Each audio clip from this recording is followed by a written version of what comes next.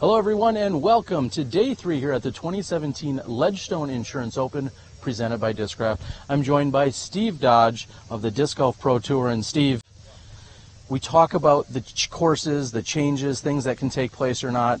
We had a course out here on Thursday, a very different one yesterday, and yet maybe a different one today, all due to weather. This is a beautiful day. I think ideal conditions. This opening hole, 633 feet over water. These guys are going to be looking to go hot and heavy, start right off from the bat. Josh Anthon opened the tournament bogey-free and OB-free. That led him to a 12 under par. Yesterday, he had the second hottest round out here, which moved him to 17 under par overall. Ricky Wysocki is at 13, Paul Ulibarri at 12, and Paul McBeth joins the leader card at 11 under. He's got some work to do. 6 strokes back? 6 strokes back. That's three each round. I did some quick math there. To tie. To tie. What else do you need? So, very hot card, very good guys, and we saw 2 of the guys on the second card go OB on this first shot. So it'll be interesting to see if these guys can keep it in bounds and get a good start. Well, let's get it going today. Today, again, normally referred to as moving day. We're looking at possible inclement weather tomorrow, and with the way this year has gone, I'm just going to say score as well as you can today. All right, for Steve Dodge and Terry the Disc Golf Guy, we're getting to the action right here with your lead card at the Ledgestone Insurance Open. You guys ready? Are we ready? All right, the crowd is ready. Ladies and gentlemen, the number 1 card of the day. First, off of the tee, Josh Anthon, Rio Linda, California.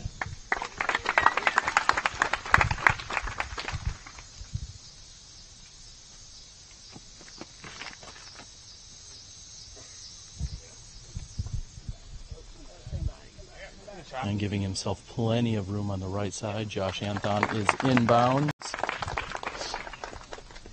And from Fort Mill, South Carolina, 2-time world champion, Ricky Wysocki.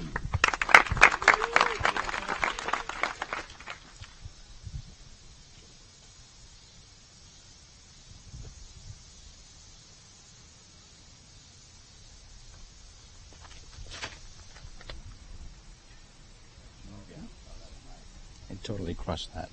I think he's coming back. He's going to have a really good look at up and down for 3. Next, from Mesa, Arizona, Paul Ulibarri.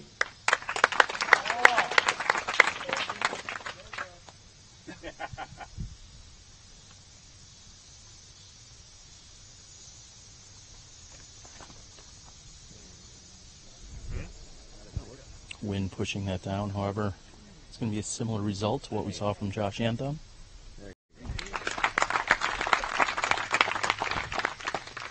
And from Huntington Beach, California, 4-time world champion, Paul McBeth. And again, the newcomer on the lead card here today, Paul McBeth.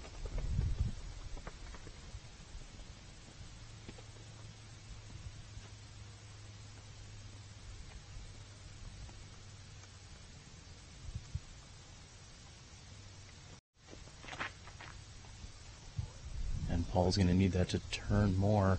It is hyzering hard toward the water. I'm not sure it's going to clear. And it's come up short. He knew it right out of his hands. We've got coverage from the women's third round put together. But first we're going to move to the drop zone. We will be cutting a little later to the women's coverage that Steve Dodge had put together along with Marty McGee from Prodigy Disc. But first we're going to take a very short walk here to the drop zone where Paul McBeth will throw ultimately his third shot.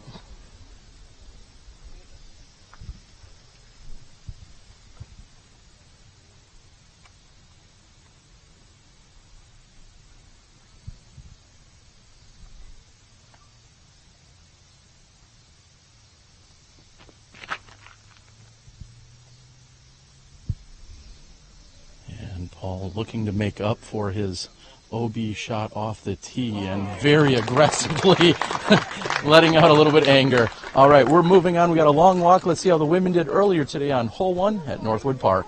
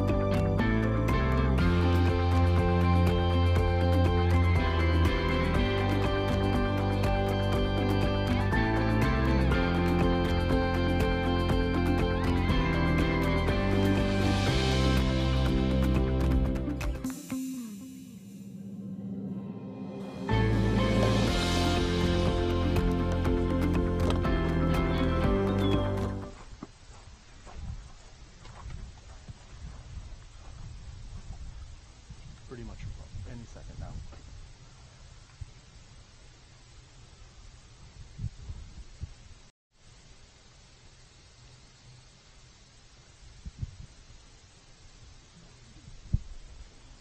And Josh, first to approach, finds himself inside circle 1. Anytime we reference circle 1, that's inside 10 meters, otherwise known as just over 32 feet. Josh has gone 3-3 on this hole, just like everybody except for Ricky. Ricky went 3-4.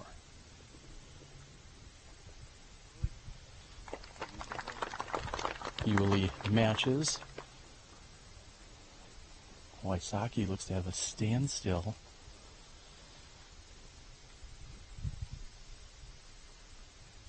With the slow green, can he be aggressive here, Terry? Can he try to get this in?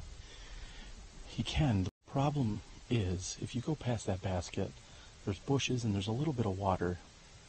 I'm not sure that I'd be too aggressive. You really don't need to open with an eagle. It would be great, but you don't need to do that.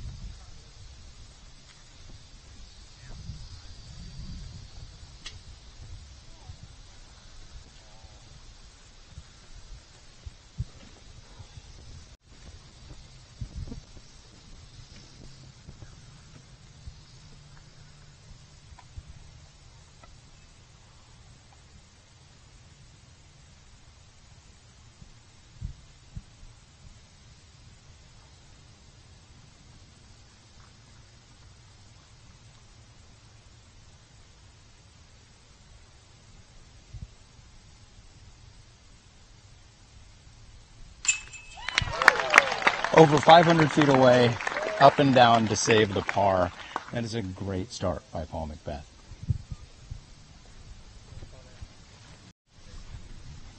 A great recovery by Paul Macbeth. And interesting thing about this hole, 40% of the people get a birdie, 40% get a bogey. Paul Macbeth sits in that little 20% window. And as I mentioned, if you go deep here on this approach, even with the slow green as you called it, you find yourself in the nasty bushes. He's short of the OB water, but Ricky Wysocki's got a disc up over his head.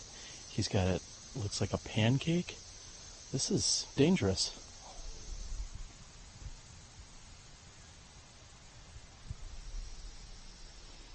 So Steve, I guess to answer your question, no, running at this green is not a good idea. Terry, once again, I think you're right. I think that's the third time I've said that. Today, anyway.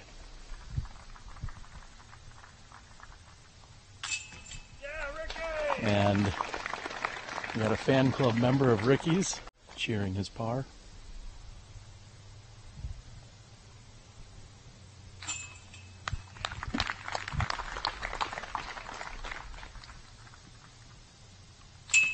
And conventional birdies by Ulibarri and Josh Anthon. We've got a medium-sized walk over to hole 2. We'll be back in a moment.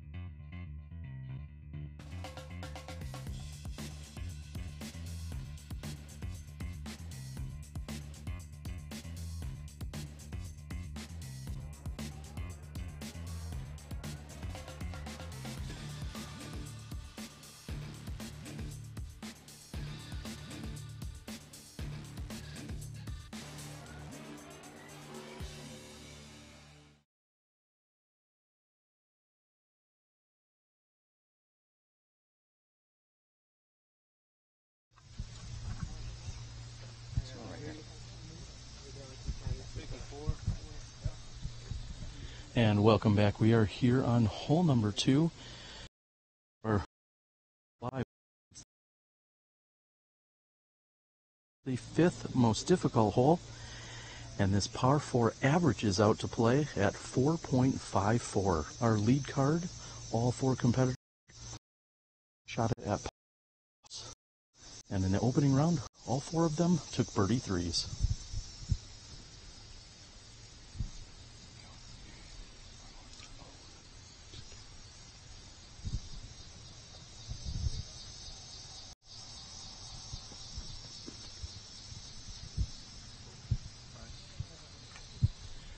Josh Anthon opts for a roller, which is tight on the right side, playing along the OB that plays to the right.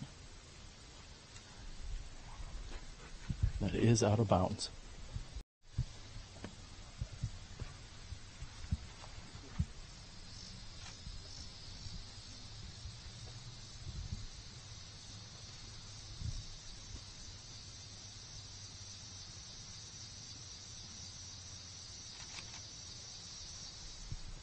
And Yuli has a mid-range with a nice, gentle float. Also hugging that right side.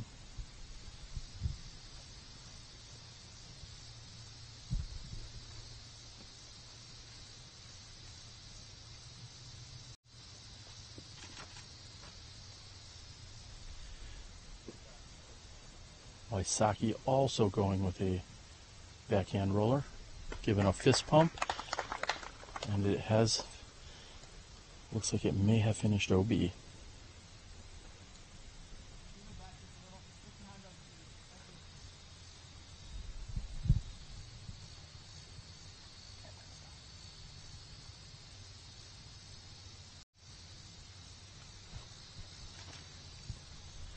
And Paul asked for the gallery on the right side just to push back slightly. And that may have bounced OB. We'll have to see when we get up there. Let's see how the women did earlier at Northwood Park.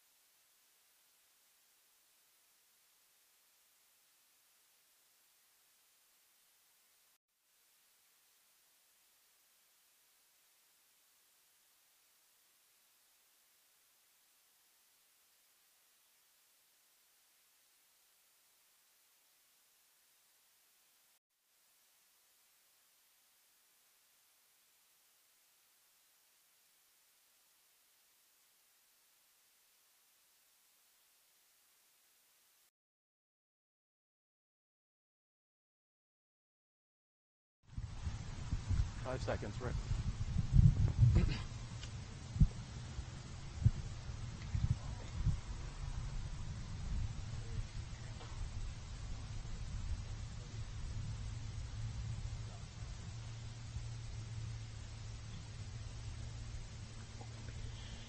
And it's been confirmed that Paul Macbeth is, in fact, OB.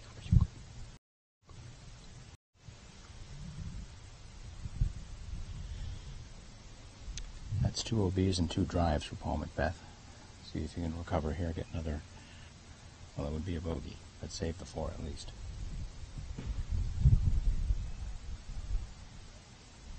Oh, yes.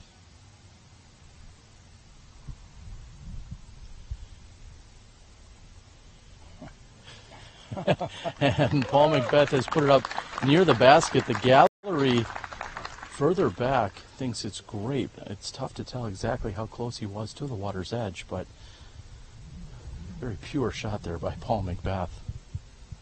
And you were correct. This would be saving a par, as this is a par 4. Combining 2 holes generally results in a par 4.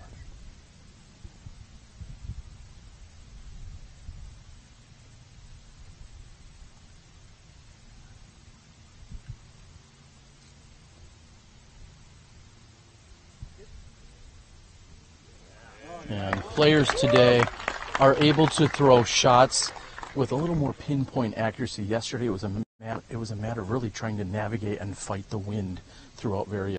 Today they throw it is pretty much where it's going to go. You see that Josh Anthon has found himself OB. Looks like Ricky Wysocki is up also near the OB line. So Paul Ulibarri parked that base. He's looking to knock 2 strokes off of his score from yesterday. Very good start, birdie for Paul if he can. And although Josh is not a predominant forehand thrower, he certainly will bust one out whenever he needs it. That looks to be just a bit short and right. As we talked about earlier in the show, Josh is a very aggressive player. I'm guessing he's going to be running at that putt, even with the water directly behind the pin. He was off right yesterday, and that tree was in his way. He had to do a little anti-putt around the tree, and he tickled chains. It'll be interesting to see what he's got today.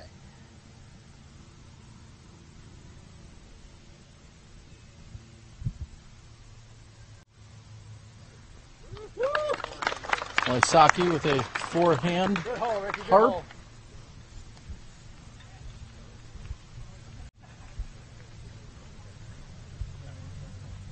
So, if I'm correct, Terry, that's the second time earlier today that I did in fact say you were correct. And I'm actually going to go and say here on National Disc Golf Day, which is the day after your birthday, we're going to go ahead and call this National Terry's Correct Day. I didn't want to do it yesterday. I figured people might think I was, buttering up to you, butter on a roll, if you know what I mean. Yeah. So, Paul Ulibarri's got himself in very good position to go birdie, and everybody else on the card went OB on their drive. He did a 2-stroke swing right here.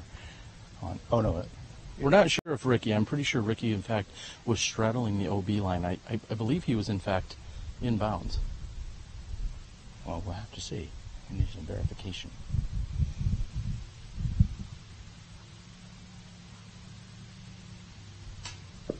And as I said, Josh was aggressive with the putt. He looked to be about circle's edge, and he ran it, and he came up high, hitting the top upper entrapment here of this custom-coated Discraft Chain Star basket. We'll talk more about those later.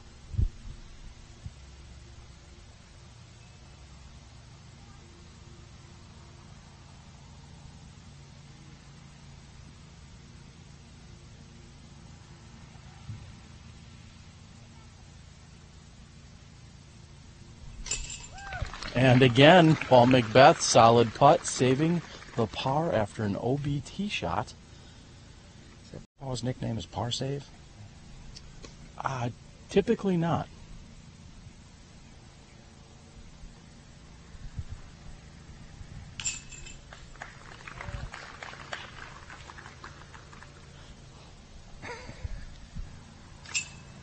And Yuli is tapping in. I'm hearing conflicting answers, as I've heard that Ricky was OB, and I've also heard that Ricky's drive was not OB. We'll get it figured out by the next hole. We'll be back with you in a few moments from hole number 3.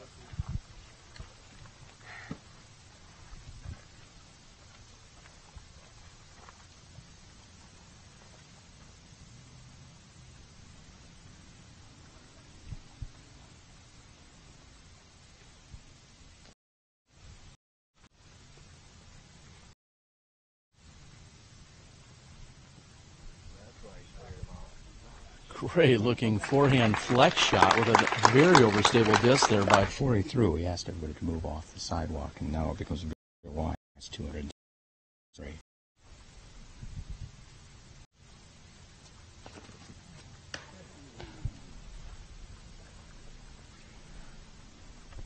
A tough break for Ricky off that tree.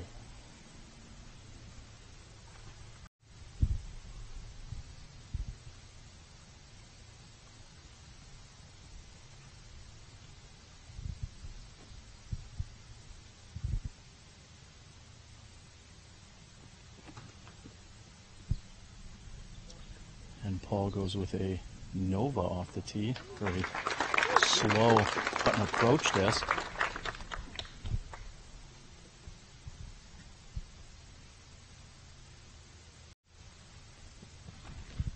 And Josh going with the mid-range. We're going to hold off on the women's coverage for just a moment as we walk to Ricky Wysocki's very early lie here.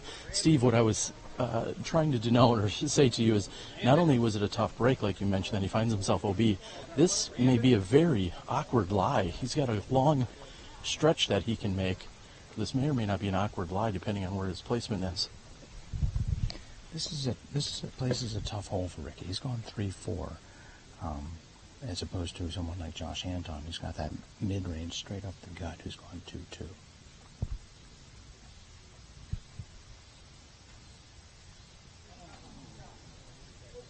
And Ricky is safe. Let's cut over to the women's third hole at Northwood Park.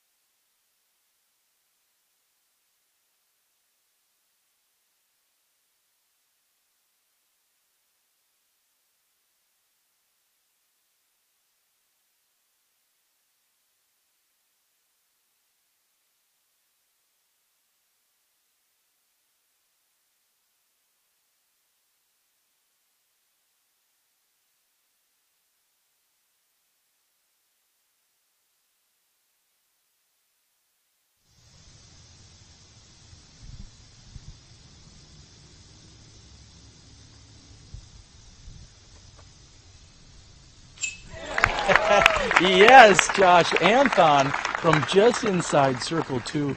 We were just talking a moment ago. If he were to take a 2 here, which he's just done, he's played this hole in 6 strokes. Wysocki's looking to play this very hole in either 11 or 12 strokes for the weekend. That's the difference between their lead right now. That's exactly the difference. He's going to be 5 behind on this hole and in the tournament.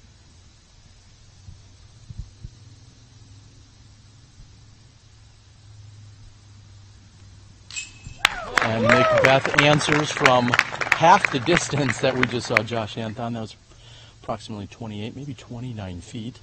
And Ricky Wysocki just wants to get off of hole 3 and move on.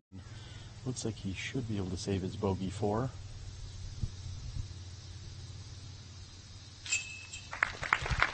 And he's done just that again. Josh Anton has scored 5 less strokes on hole number 3 than Ricky has in the last 3 rounds. Paul Ulibarri, easy 2. We're moving on a very short walk to the very challenging hole number 4.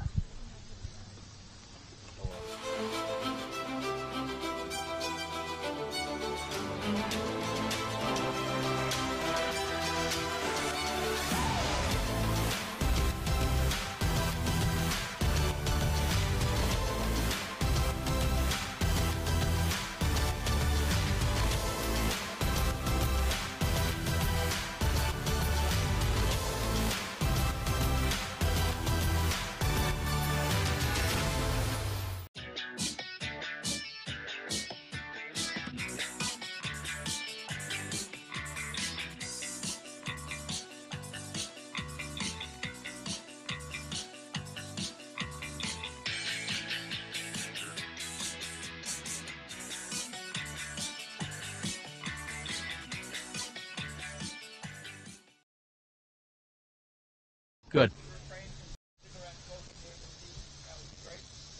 avoid cigarette smoke near the tee.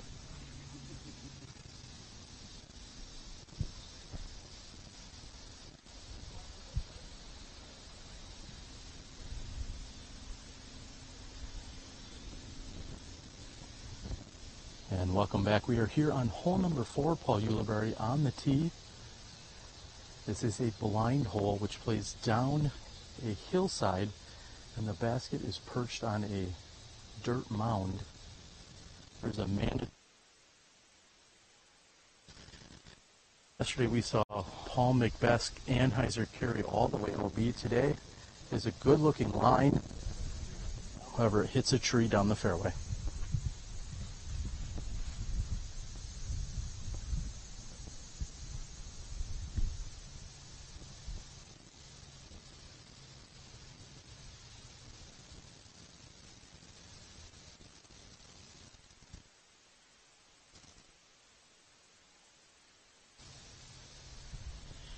Paul McBeth going right up the middle and staying clear of most of the trees. However, it's carrying toward the OB, and it is a red flag.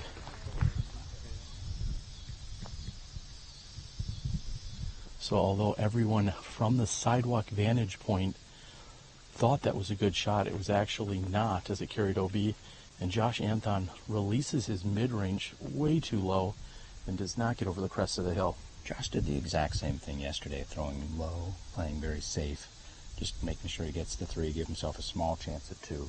It's a very hard hole to birdie. Paul Ulibarri has also opened the round with 3 birdies. He's playing very hot. And Wysocki seems to be hugging the left side a little tighter than the other competitors. He did the same thing yesterday in much different winds. That's a green flag. We'll be back in a moment after the women play their 4th hole.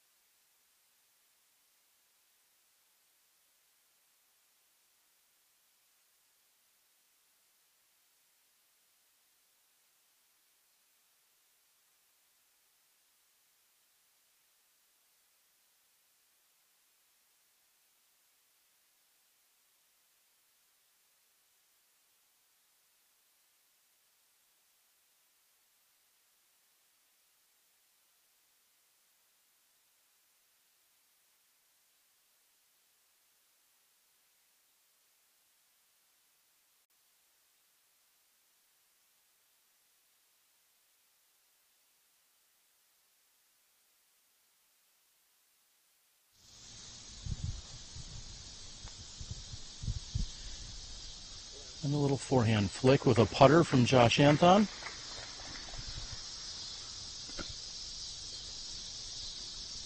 Terry, it's fun watching Josh Anton throw that mid straight down the gut of these holes, knowing his disc and trusting it.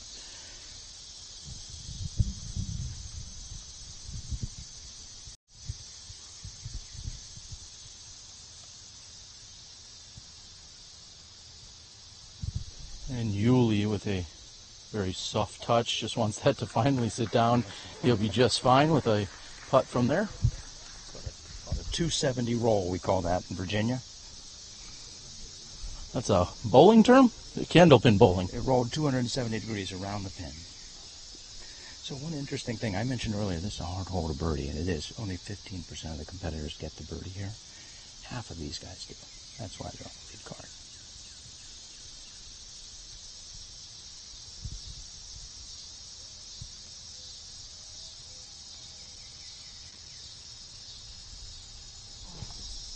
And Steve, we are now 4 holes into the tournament on this 3rd round, and Paul McBeth has thrown OB 75% of his drives. Yeah, he has, and that was a.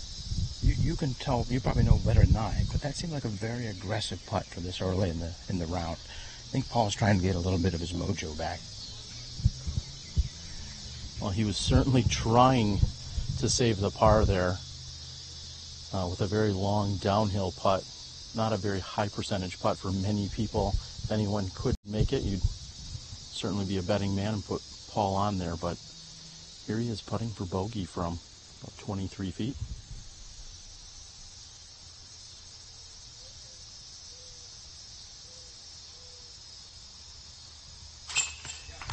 And he does make the comebacker to the elevated basket. Terry, when these guys putt, on his previous putt, he went over the basket by about an inch. That one, he was about a foot above the basket, the cage. Where are these guys aiming? Looks as if Yuli's aim was just off there. A lot of times, players will talk about getting just over the cage. They don't want to get it too high, worried about something that could happen in the chains, possibly a spit out or a spit straight through. You're looking to get just a few inches over the edge of the cage, center pole. And Ricky's in. We've got a short walk over to the famous ball field hole on number 5.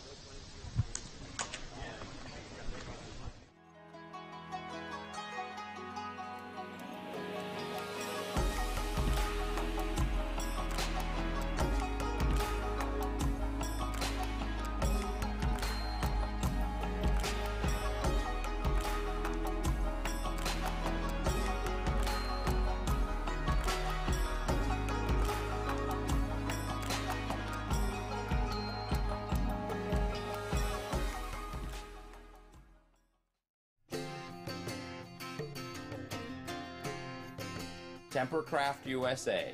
Double-walled stainless steel 18/8 construction keeps it cold while you're hot, keeps it hot while you're cold. Get your customized growlers, tumblers, and sport bottles. Lifetime warranty and 1% back to the planet. Tempercraft USA. Temper your thirst.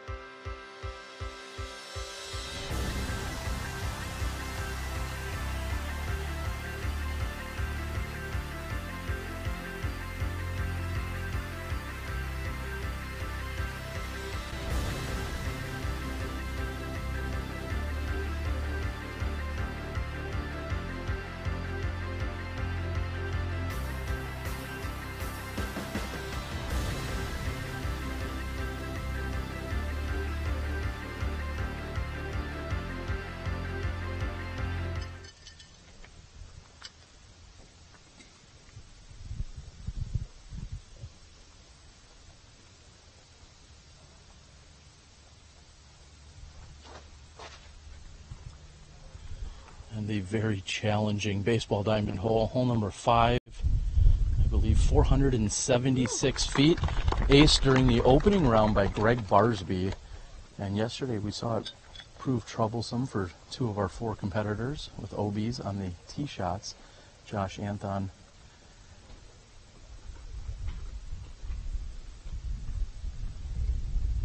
looks like there may have been an adjustment. We're feeling a right to left wind, and Josh Anthon gets the green flag. This basket is also elevated just to provide a little bit more challenge. Josh played that probably 50 or 60 feet to the right of the pin. Obviously that's where the green is wider. Do you think he's looking at the deuce, or is he just playing for a safe 3? And Ulibarri, not enough power. He finds himself in the outfield, which is OB. And to answer you, Steve, I believe that Josh will be more than content with just carding a 3 here. One interesting thing about Josh's play, we say that he's aggressive, but he's intelligently aggressive. If he doesn't think that he can gain a stroke, get the birdie, he plays safe. He'll use his mid and make sure he doesn't lose a stroke. Well, Josh has openly admitted he doesn't have the distance he sees from our other competitors. And an ace? Oh, it is not an ace. I believe it is stuck into the side of the basket. What is going on? There's a chuckle here. We're going to keep walking. Oh my gosh. We're going to keep walking as we move to the drop zone. I think everyone, Ricky Wysocki, does not care at all as he's moving down the fairway. Paul's got a smile on his face.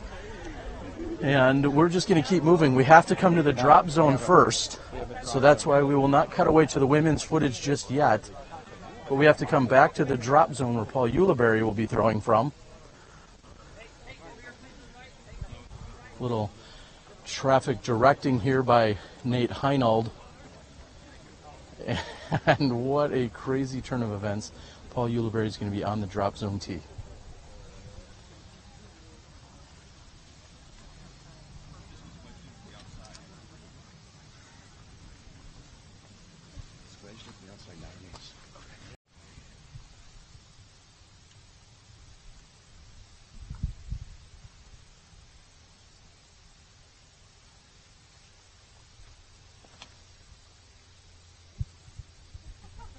Yuli's shot is also tracking toward the pin. Looks to have just the right amount of power. We're going to check in with the women over at Northwood Park. We'll be back in a few moments.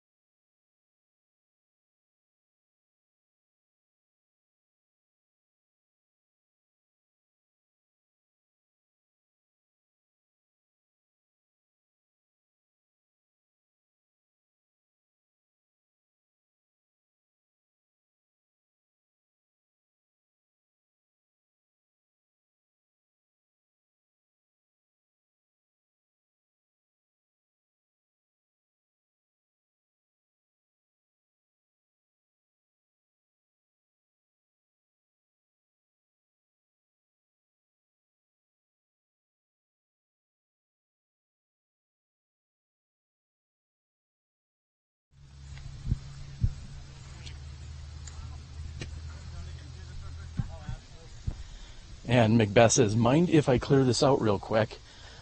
He's going to go ahead and mark his lie. That is not an ace, ladies and gentlemen. That will be just an eagle. The gallery loves it.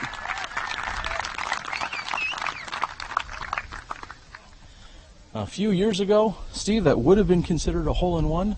However, the PDGA made the clarification that it must go into the basket from the intended side, and if it were to stick on the way out.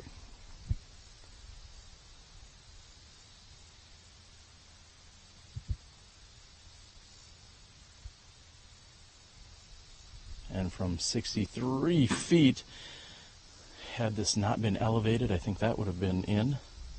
This is in fact a par 3. I stand corrected. Earlier I referenced it as a par 4.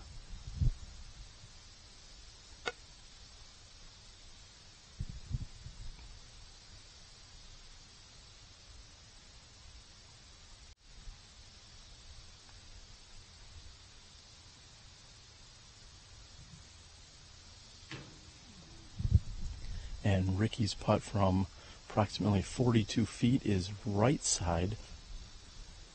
This is playing as the third most difficult hole on the course, averaging 3.69, so certainly averaging much closer to a 4 than a 3.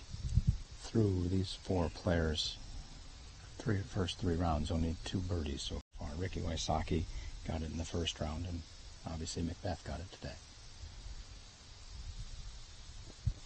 And a run there by Paul Ulibarri. He's going to move off of hole 5 with a 5.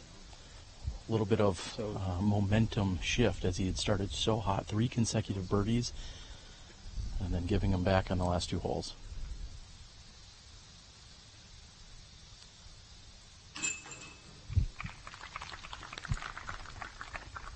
And Yuli has no more than 10 feet here to clean up.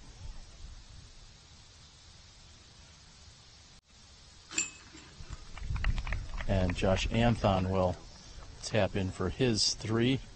And we've got a very lengthy walk over to the challenging par 4. Hole number 6. We'll be back in a few moments.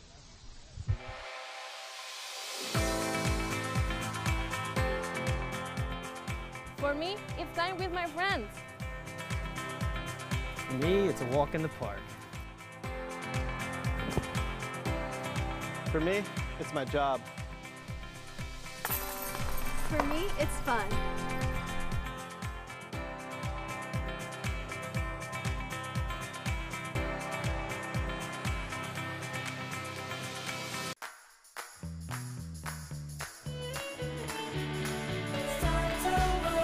So get off your seat. You'll find your home when you fall.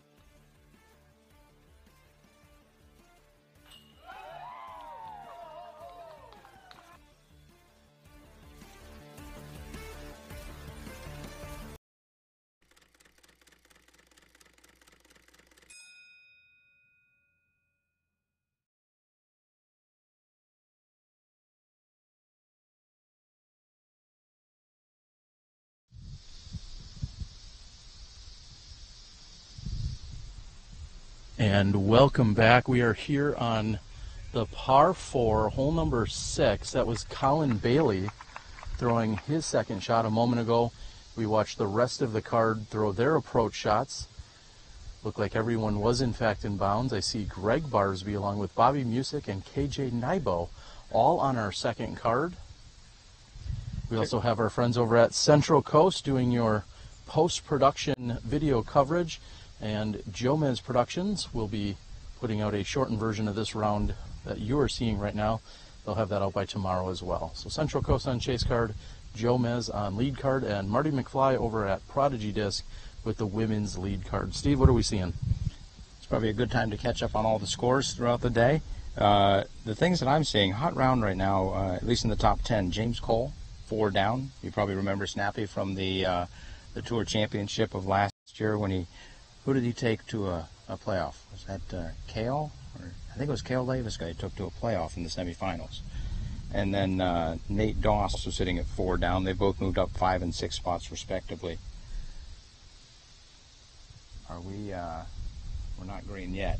So right now, sitting in first, Josh Anton, 18 down. 4 strokes behind him is Ricky Wysocki. And as you're saying that, Steve, we're going to catch back up with the lead card. It looks like Paul Macbeth is ready to tee here on this 800-plus foot hole.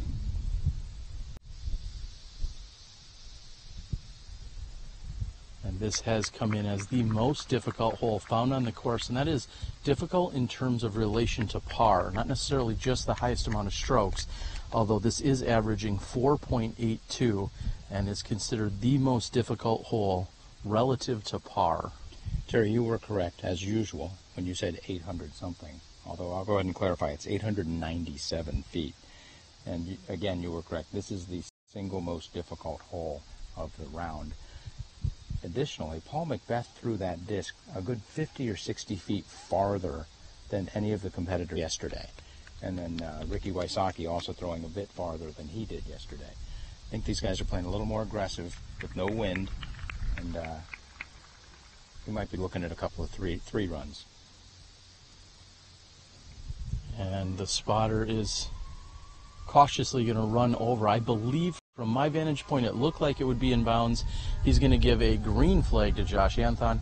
Yesterday we saw, even with the whipping winds, we saw 4 drives all land right in the center of the fairway. Today, with a very gentle right to left, they seem to be pushing a little bit closer to the left side, and Yuli is safe and in bounds. And behind us, Colin Bailey, we'll see if we can kind of zoom in. He's running down a long putt that he just made here on hole number 6. KJ Nybo with the congratulatory low 5. He had about 55 feet there. And make sure you watch that on Central Coast tomorrow morning. That's a pretty quality 3. Perhaps we should go see what the women did on hole 6.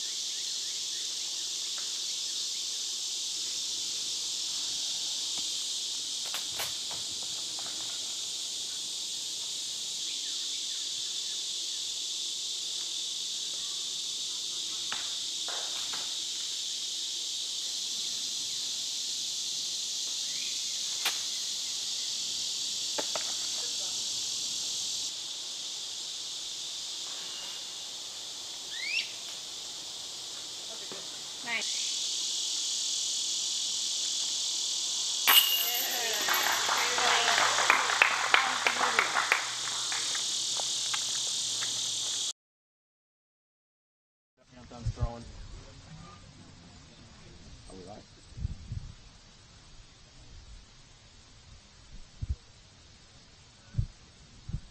Looks like Josh Anton first to throw. He needs that to stop. It's going to also be close.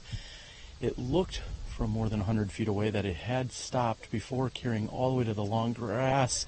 Green flag for Josh Anton. This reminds me a little bit of Wimbledon, watching these guys run across to check. And the little ball boys running. Yep. That guy has 3 tennis balls in his pocket, which is kind of weird.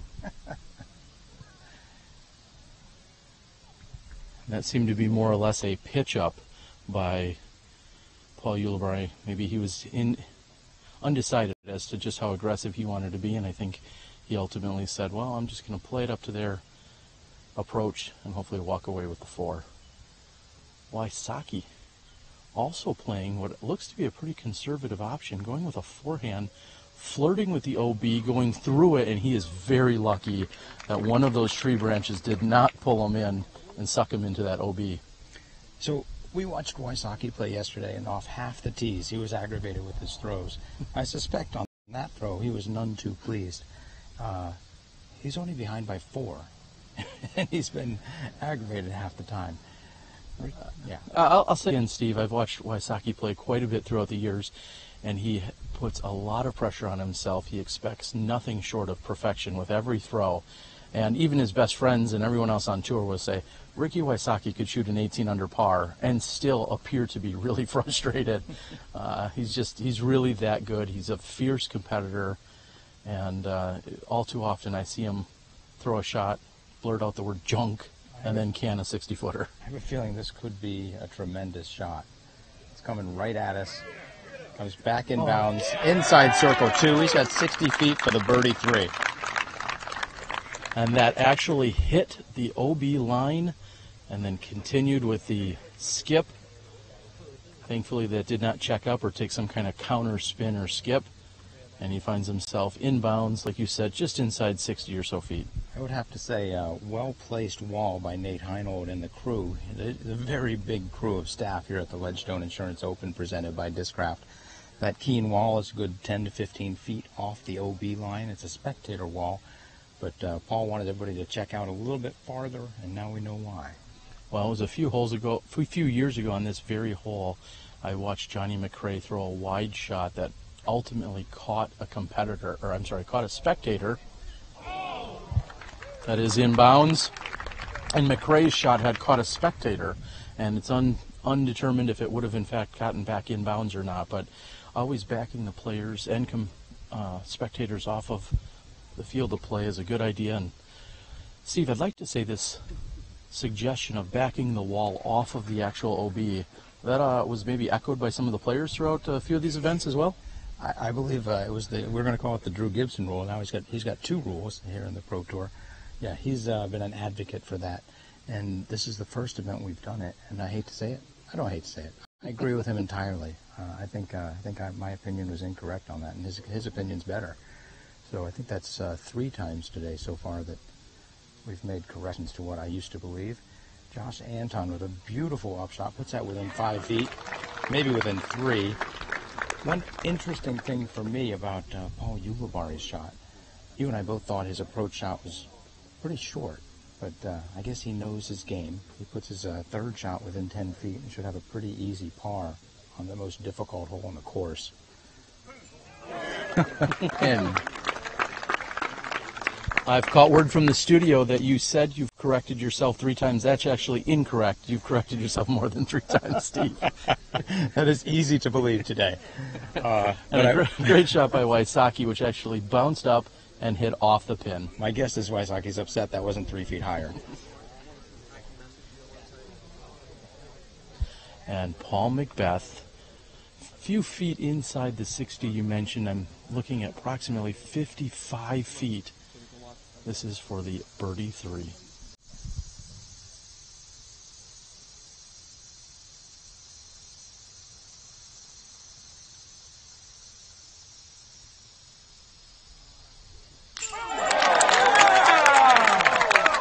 And I could read Paul's lips as he was throwing that up there. He just wanted it to get there, and he's converted. Steve, goosebumps. I got goosebumps. It was fun watching, just looking at the crowd in anticipation. 100% of the people wanted that to go.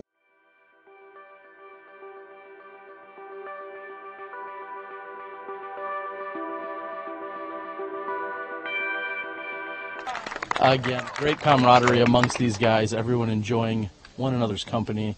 Ricky will tap in. Josh will tap in. A brief walk to hole 7. Stay tuned. You're watching live disc golf at the Ledgestone Insurance Open, presented by Discraft. So we go from the hard.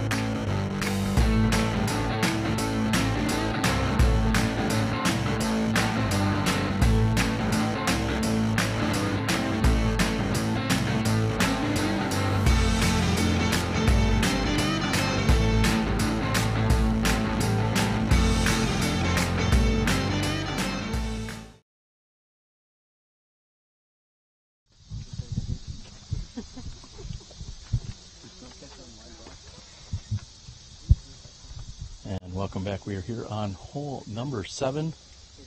Oh, we're good, Paul. Are you good? Good birdie. Two birdies. So, Terry, he just birdied the most difficult hole on the course. How do you think he's going to do on the easiest hole on the course? Birdie.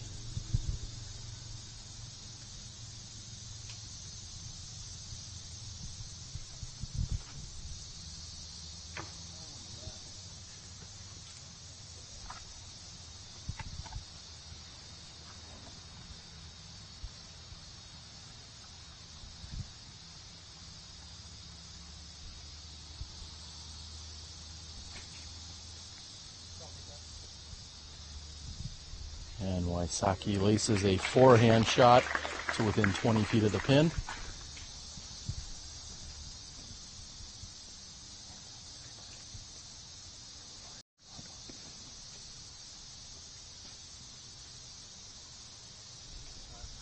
Josh Anthon also finds himself within 20.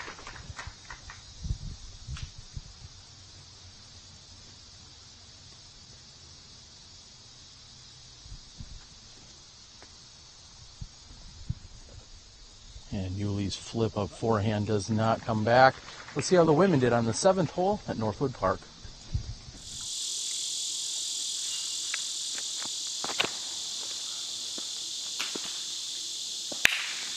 Nice follow-up.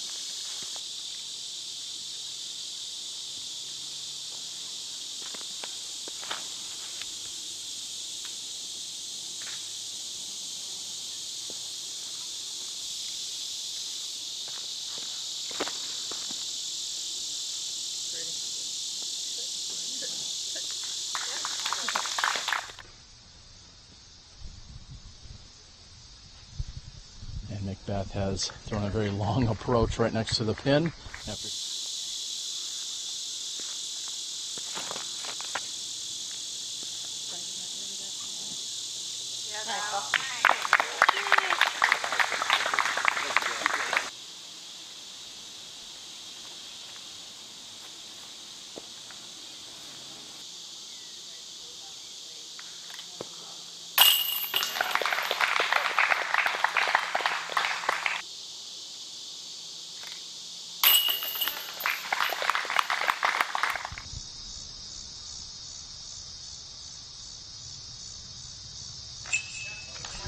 And Yuli converts here on the birdie. I'm guessing we're seeing 3 birdies and the lone par by Macbeth.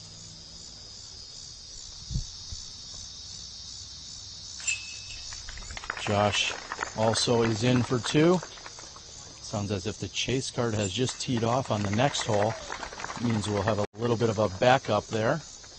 And Paul will be the last to tap in. Paul with the lone par here.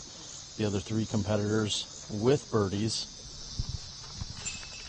And we are through 7 holes, a little over 1/3 of the way.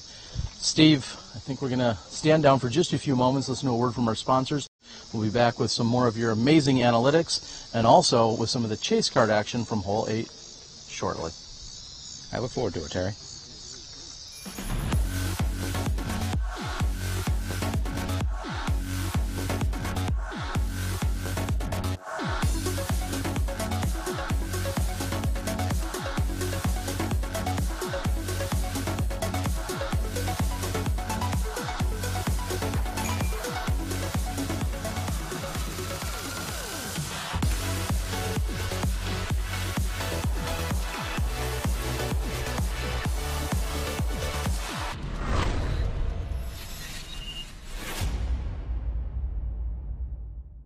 Sun King Discs, established in 2001.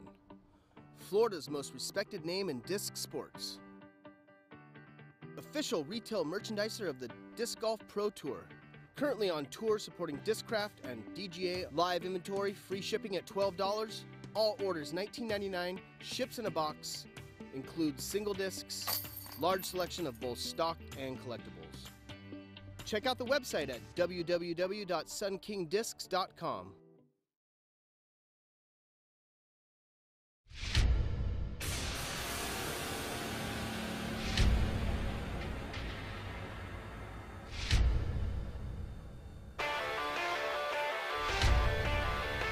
For looks, for life, for length.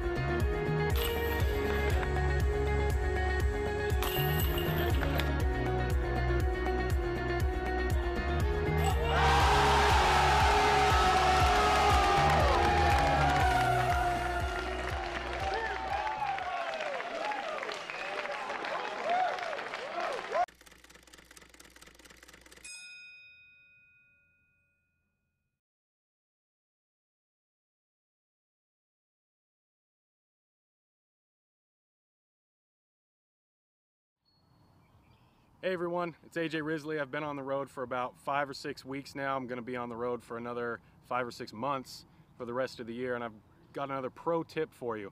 When you're playing as much golf as I do and as the rest of the touring pros do, you are on your feet for pretty much 5 or 6 days out of the week, so that means that your feet are going to be pretty tired. So what I like to do is I always have a nice pair of flip-flops in the trunk and usually an extra pair of socks to change into right when I get off the course, because I know my dogs are definitely barking.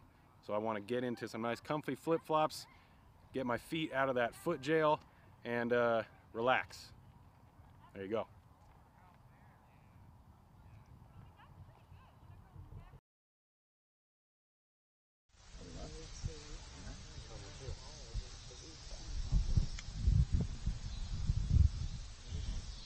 Welcome back everyone to hole number 8. We have our lead card who is just waiting for the chase card to push off of their approach shots. This hole measures in at 793 feet.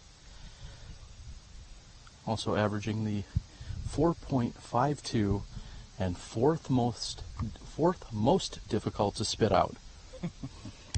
Everybody on this card has parred this both rounds. Ricky Wysocki pulls that way, well, not way right, but he's going to have a tough look in if he wanted to give himself a real shot at birdie or If I was over there, I would have a tough look in. Not sure your forehand skills are quite what Ricky's are, so he might have an advantage on you there. So, as I said yesterday, this is the hole that Macbeth said he tends to get too aggressive on. He'll be last on the tee. It'll be interesting to see, after watching his competitors throw, he knows there's no wind out here, to see how aggressive he is on his drive.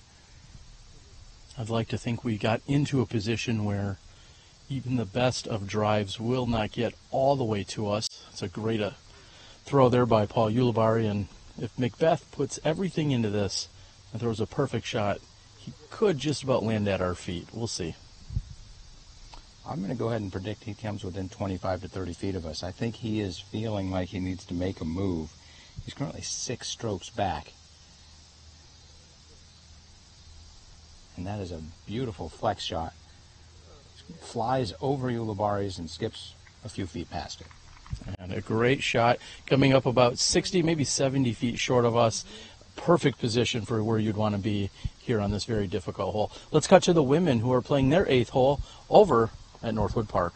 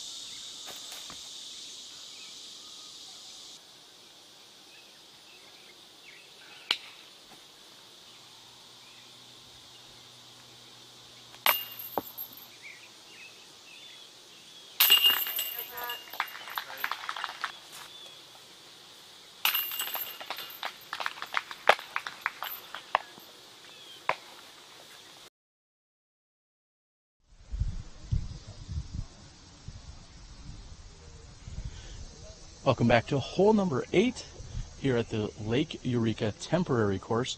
There is in fact a permanent course located here at the Lake Eureka Park. Some of our amateurs and other divisions are competing on that course this week. This, of course, being a temporary layout that our open division is going to be competing on all 4 rounds out here this weekend.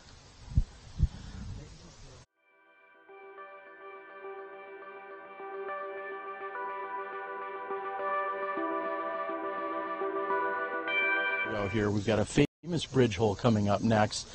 Not quite halfway through the round, but doesn't seem like the chase card is doing the chasing they need to be doing. So far, you're right. So far on the chase card, Bobby Music's 2 down, KJ Nybo's 2 down. Barsby and Colin are both in the plus side of things right now. It looks to me like it's these 4 guys, and if Snappy Cole can birdie the next couple holes, he can get in this thing too. He'd be 8 down through 12. But right now, it looks like we've got a potentially one-man race if Josh Anton keeps playing the way he's playing. All right, he seems unfazed. It looks like he's ready to go here. Let's get back to the action on hole number 8.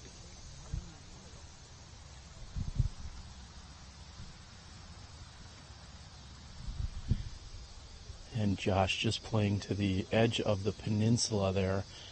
And putting himself right next to that stump is really the best place you can be if you're just looking to get up and down and take your 4. I know as a standard human how I play, and I tend to go straight at the things I'm looking at. And Josh says he knows what he needs to do. He just needs to get somewhere where he can go up and down nice and easy. A perfect play, knowing his distance, knowing his disc, and knowing there's no wind. Paul Ulibarri, on the other hand, decides he wants to be aggressive and doesn't look like that's turning enough. That could be danger off to the left, and it is in fact out of bounds.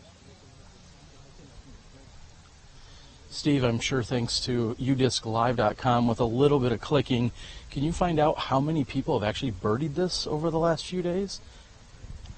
Let's see, over both days or just today? Either or. Okay, well, it's just a different click. U-disc is an amazing stat. So we're looking at, what hole is this? This is hole number 8. Okay, let me tell you real quick. As you said earlier, it's the 4th hardest hole, and 4% of the people have birdied this hole over the last 2.5 rounds. And Wysocki is playing for par at the moment. We'll see. Looks like Paul may be doing the same. He's got a forehand lined up, but I'm not sure if he's going to fully attack the pin or just lay this out.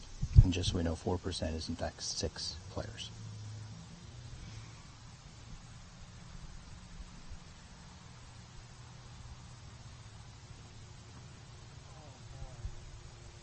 And Paul knows that he released it just a bit early. It's heading toward the wet area on the right side. That is maybe a very tricky up and down from there.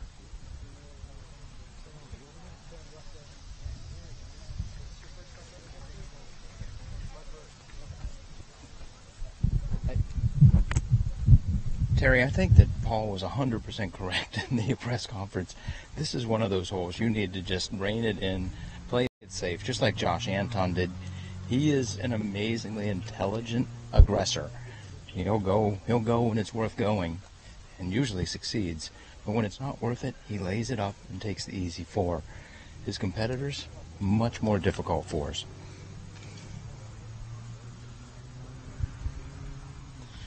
We spoke of it yesterday. This is a Peninsula green that gets very narrow, just short of the basket, with a very small putting circle around it.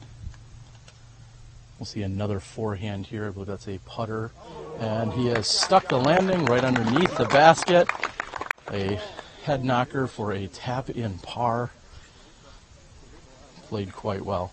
Josh sporting his favorite bag from 16 years ago. Says he's not a fan of the backpack style bags. We'll see if that changes.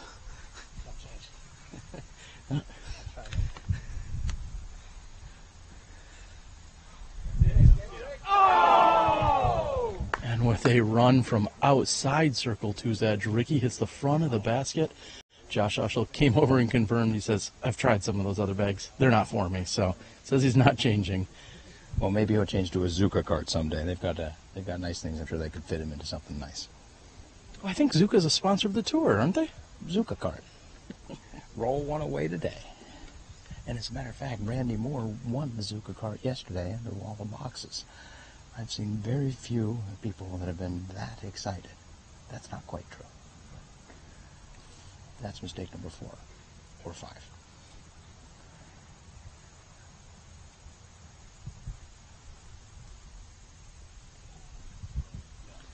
And Yuli's content with that, just sitting down. He didn't really want to draw metal other than going in. You don't want to draw too much metal because it could easily get up and roll on you.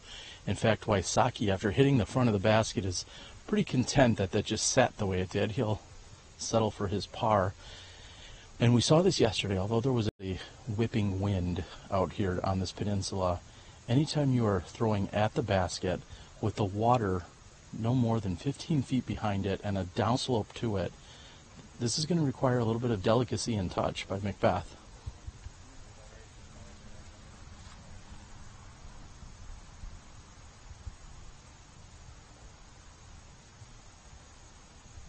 And Paul is actually a little closer, I believe, or he's actually just checking out his lie. No, looks like he is, wow, I'm sorry. It looks like he is actually about 50 to 60 feet from the pin, very obstructed, and OB water no more than 15 feet directly behind his lie.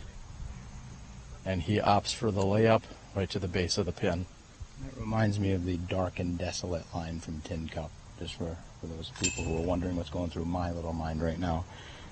And just to let people know, James Cole did in fact birdie hole 11. If he gets one more birdie, I'm officially calling him back in this race. Macbeth will tap in. Yuli will tap in, and as I said, underneath the pin for Josh Anton for his drop-in par. We have a lengthy walk over to the bridge hole, hole number 9. We'll be back in a few moments right here at the Ledgestone Insurance Open, presented by Discraft.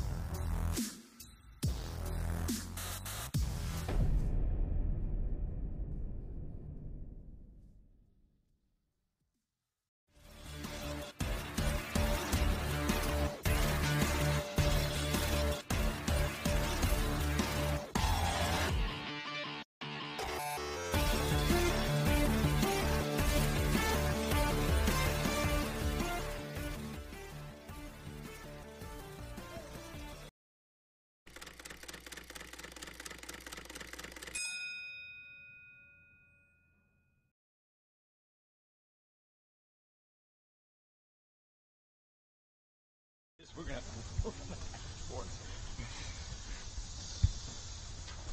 Keep ready to sit, stop right there.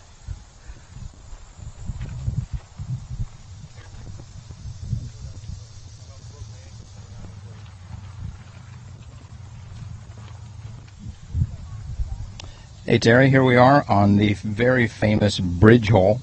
One fun thing I was checking as we came over here, the average on this hole is 3.02. When the second card finished, it became 3.01. So I'm going to set a little goal for us right now. I would like our goal to be making the average of this 3.00 when things are all done. I'll let you know at the end if we reach our goal. Well, as we were walking over to the tee area, Paul Ulibarri said he'd like to get us on SportsCenter with this shot. So we've got the replay, and if we had a Paul Ulibarri calling the shot graphic, we'd be putting it up right now. Do you think McBeth's shot is going to make like number 10? 4? Well, one Paul showing the other Paul how it's really done. I mean, that's the way they could certainly show it on the top 10 tonight. And so far on the scoreboard, actually McBeth is showing Ulibarri how it's done. He's beating him by 1. And after hitting a Discraft feather banner, Wysocki's comes up short, and he will be OB.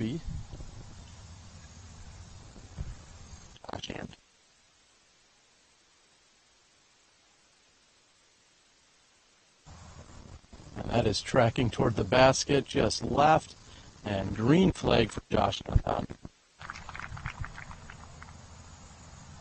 Josh is up by 4 and has the foot on the floor.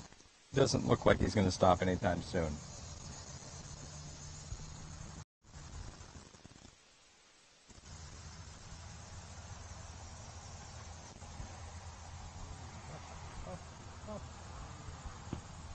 And that is short. Jonathan Gomez just about got his head taken off over on the other side of the bridge. So, with the exception of Josh Anton, everybody has birdied this twice. And we've already seen 2 shots go OB, and that is low. And the Drew Gibson wall gets him. Uh-oh. Let's see how the women did on hole 9 at Northwoods.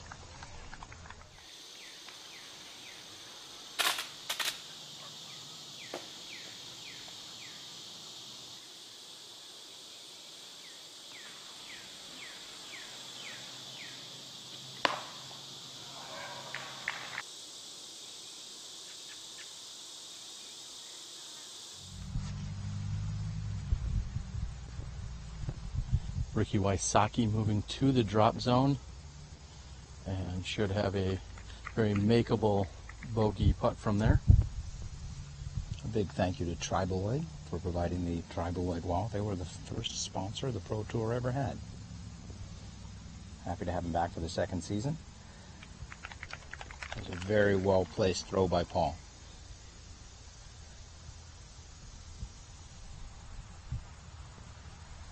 And Yuli goes with a forehand and also finds himself inside the circle.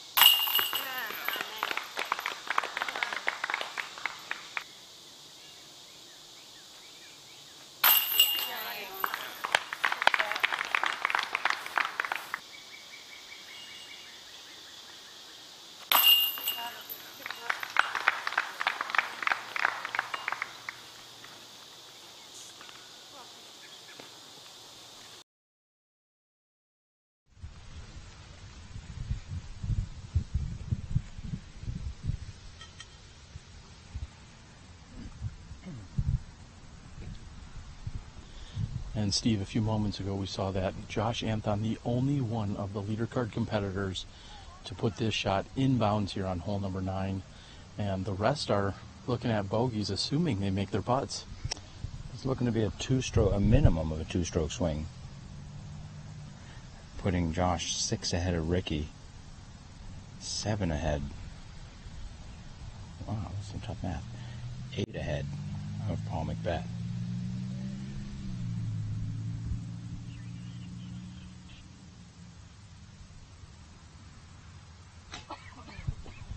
Ricky concerned with his footing with the OB string directly behind him. I feel like he should have brought that in the full 1 meter if he wasn't already. His back leg caught the OB string indicator.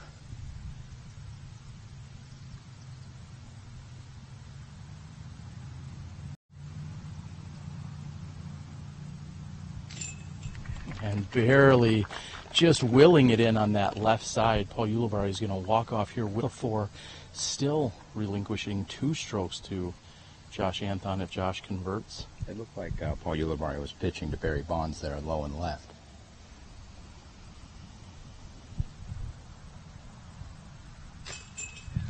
And Macbeth converts from the drop zone ultimately, which will give him a bogey 4, and Josh Anthon looking to pick up 2 or 3 on everyone else on the card. And as expected, Josh does not miss very many putts from essentially any range where he has a putter in his hands. Ricky is flustered. He'll tap in, and we're moving on to the back half of the course. Stay tuned. You're watching live disc golf at the Ledgestone Insurance Open, presented by Discraft.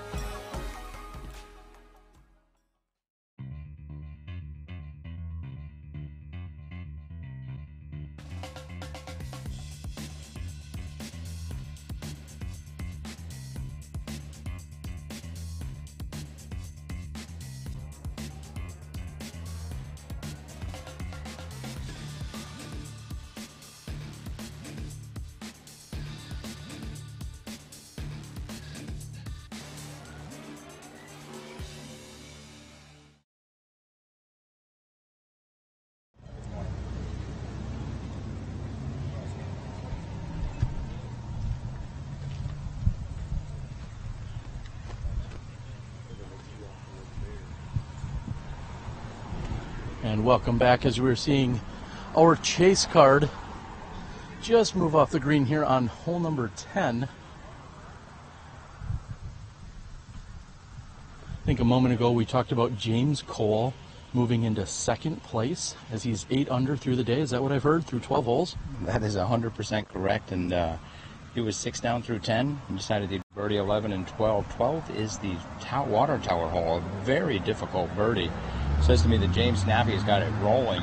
Josh Anthon also has it rolling with an amazing drive well inside circle 1. He's got another headbanger. You know, stats don't matter one bit when you throw like that. It does not matter how many times you've deuced it. That thing was a beautiful shot. It is ridiculous how well he knows his disc. He flips it up, just lets it ride. I will say, with approximately 27 holes left to play, 26 once he taps in, I'm going to call it. I think this is Josh Anthon's tournament, and I don't know if there's enough in Macbeth or Wysocki to come out and chase him down and catch him. Macbeth does answer. That's going to be probably a birdie for him, but Josh Anthon is so consistent and playing so well out here. I'm calling it right now. I think this is Josh Anthon's tournament to lose. After the very first round, the article that was written on the Pro Tour's News Flash website, a nice Paul Ulibarri put some very good action on that. That hyzer's in. He is also inside circle 1. These guys are making this hole very easy. But said basically Anton needs to be considered whenever you have a conversation about who's going to win. It's no longer Wysocki Macbeth. It's now Wysocki, Macbeth, and Anton. And obviously when Simon Lizotte and Nate Sexton are here, they're in the conversation. An amazing shot by Ricky. We might be looking at a star frame. Let's see how the women did on their 10th hole.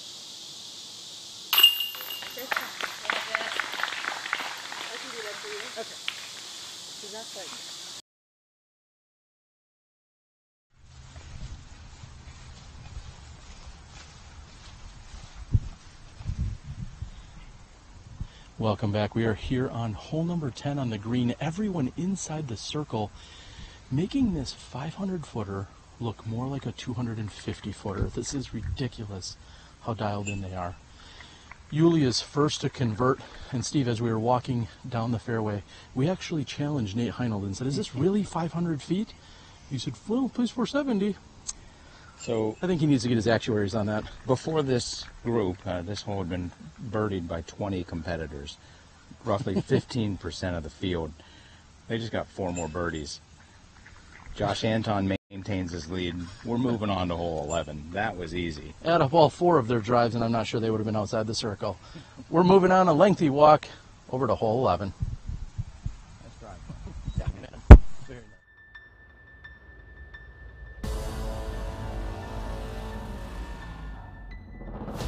Always thrown Innova and competed with Innova.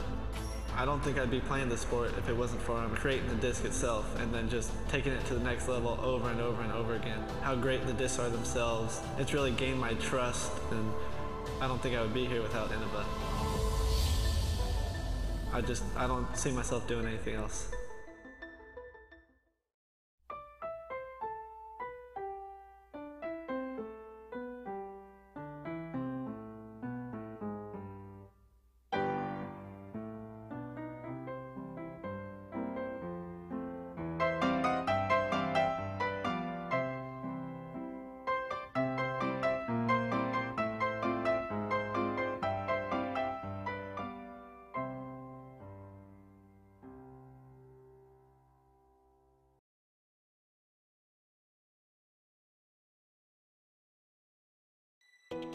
Three, 2, 1, go.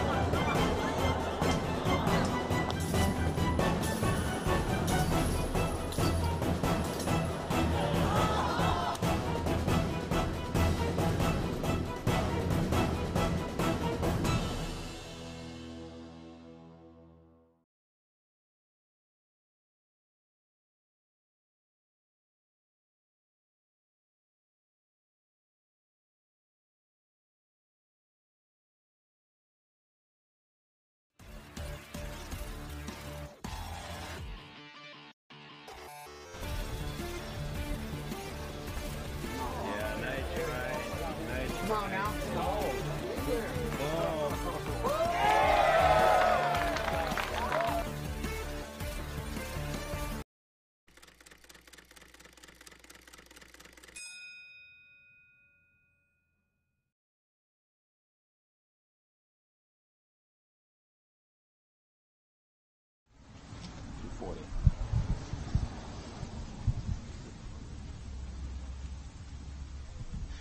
Welcome back. We are here on the back 9.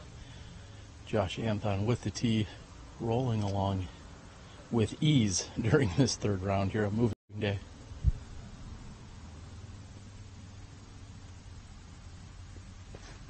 This hole measures in at 240 feet and statistically the easiest hole on the course. It's interesting you say that, Terry, because when we played hole 7, that was the easiest hole on the course. But as the lead cards go through, holes get easier. This hole is now the easiest hole on the course.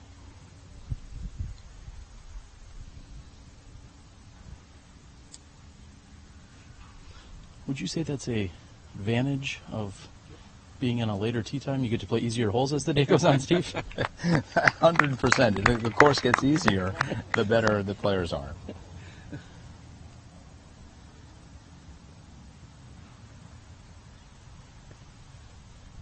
Ulibarri following suit after both Anton and Macbeth throw forehands. Ricky Wysocki, of course, will be attacking with a forehand.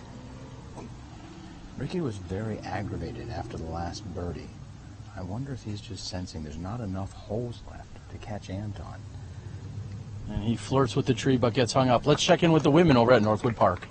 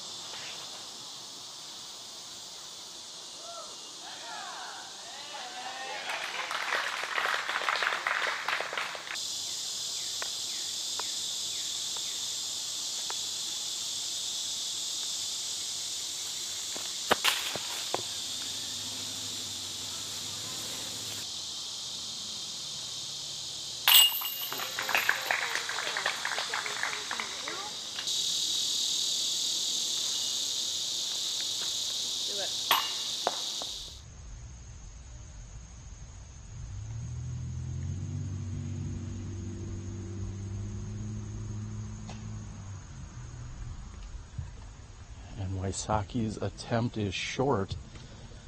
He's letting one go to most of the field here by taking a 3. There's going to be a 3-way tie for second place, 13 down, 8 behind Anton if everybody birdies out. Anton will be 22 down. Wysocki, Macbeth, and James Cole, who is on fire, has the hottest round at 8 down, will all be 13 down.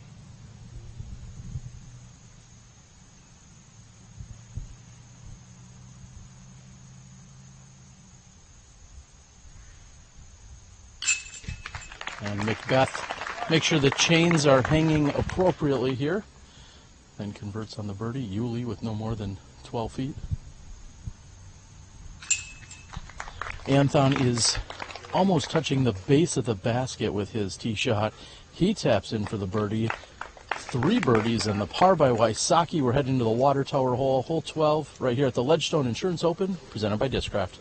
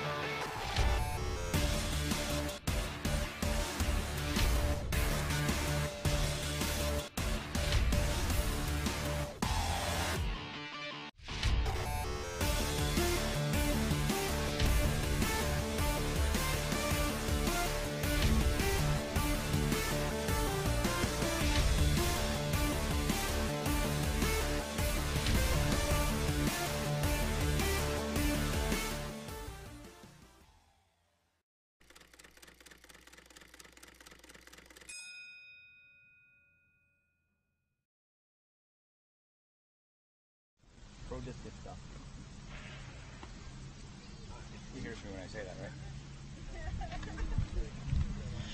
And welcome back to the Lake Eureka Water Tower hole at the Ledgestone Insurance Open. I'm your host, Terry Miller, the Disc Golf Guy, along with Steve Dodge of the Disc Golf Pro Tour. What are we seeing on the UDisc Live app? So right now what I'm seeing is a lot of blue on James Cole's card. He's birdied 4 of the last 5. He's birdied 8 of his first 12 holes. If he keeps on that pace, he's going to beat the best score from round 1, which is absolutely phenomenal. The other thing I'm seeing is Ricky Wysocki just seeming to be off his game right now. Even when he birdies, he's upset. He knows he's 8 down and there's less than a round and a half to go. He's got to gain a lot of strokes to get back in this thing. We spoke of it yesterday when Ricky Wysocki closed the door on Josh Anthon with the walk-off ace back at the last Disc Golf Pro Tour stop, taking place out in Ogden, Utah. And right now, instead, we see Josh Anthon with a commanding lead and not letting up anytime soon. Josh will again have the tee. Josh appears to have just the right amount of angle on this. And that is just about 20 feet. Great job by Josh Anthon. Very smart attacking by Josh. He's not trying to get too far left. He's not bringing the water tower into play. Keep it off to the right, get it in play, give yourself a look at birdie. Well done. Of course, Paul McBeth color coordinating his disc with his outfits. And a jerk driving by who thought he would honk. Great stop by Paul McBeth as a truck honked intentionally. He regains composure. That comes in what looks a little tight. We'll see if it gets around. After hitting the tower, it miraculously stays in. Yesterday, I believe we saw 2 or 3 shots hit the tower and all go OB. McBeth stays in bounds. Yuli's also appears to be tight. And great shot by Paul Ulibarri. Looks to be about 20 to 25 feet. Ricky Wysocki. Terry, did he want to get that close to the water tower, you think? And Ricky needs to get this close if he wants to maintain any momentum that he has. And gets a great shot. Let's see how the women did at Northwood Park earlier today.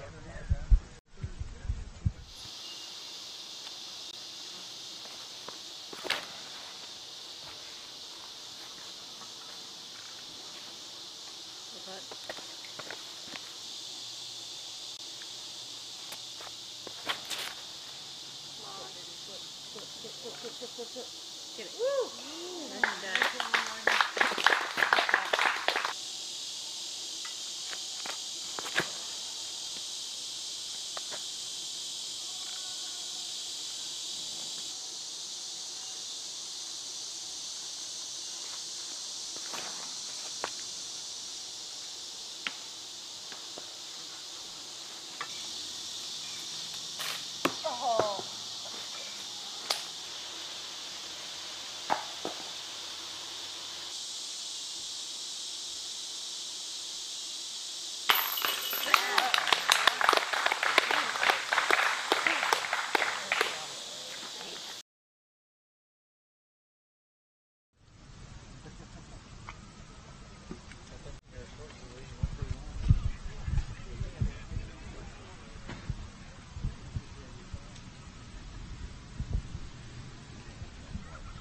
Looks like Josh Anthon will be first to putt.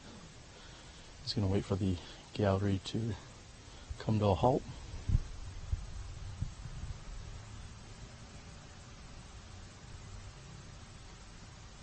Still behind, please. Thank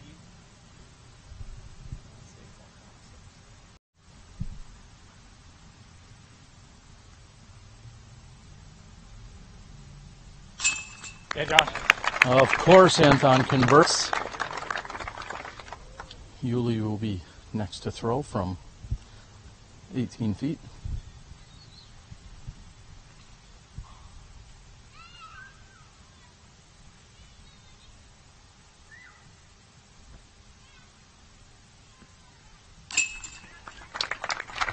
Looks like we should have a star frame here. With the water tower behind on that. Oh, I could really run that putt. Yeah, I'm sure that's what he was thinking, is that he's got a great backdrop. And dropping in for the birdie is Ricky Wysocki. A few years ago, when we had Eagle McMahon and Simon Lizotte here, they played around with this water tower. Let's see what they did as we make the long haul over to hole 13.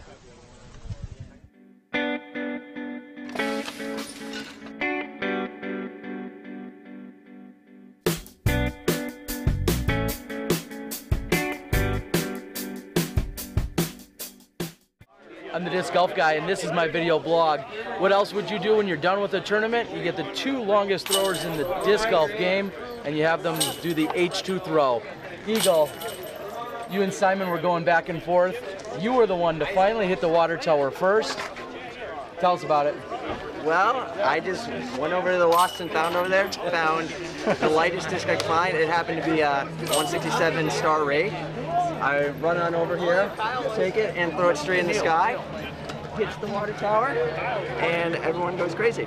Then Simon couldn't let me beat him, so then he has to go and hit higher than I do.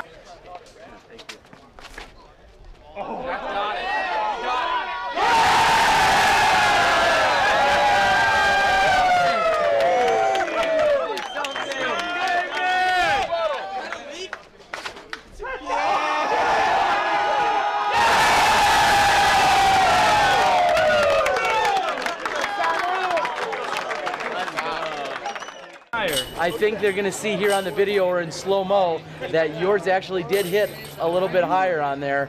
You said you had to throw it as hard as you possibly could, and you throw like 700 feet or 900 feet. Yeah, getting it, because we never practiced throwing that angle, so that makes it a little unusual for the body, but yeah, it was definitely all I got to that little tower. The H2 throw, water tower trick. This is Eagle and Simon, 2 of the furthest throwers in the game. We'll be back with you when they throw other tricks. I don't know how I'm going to end that. Okay, loving it. There you go, loving it.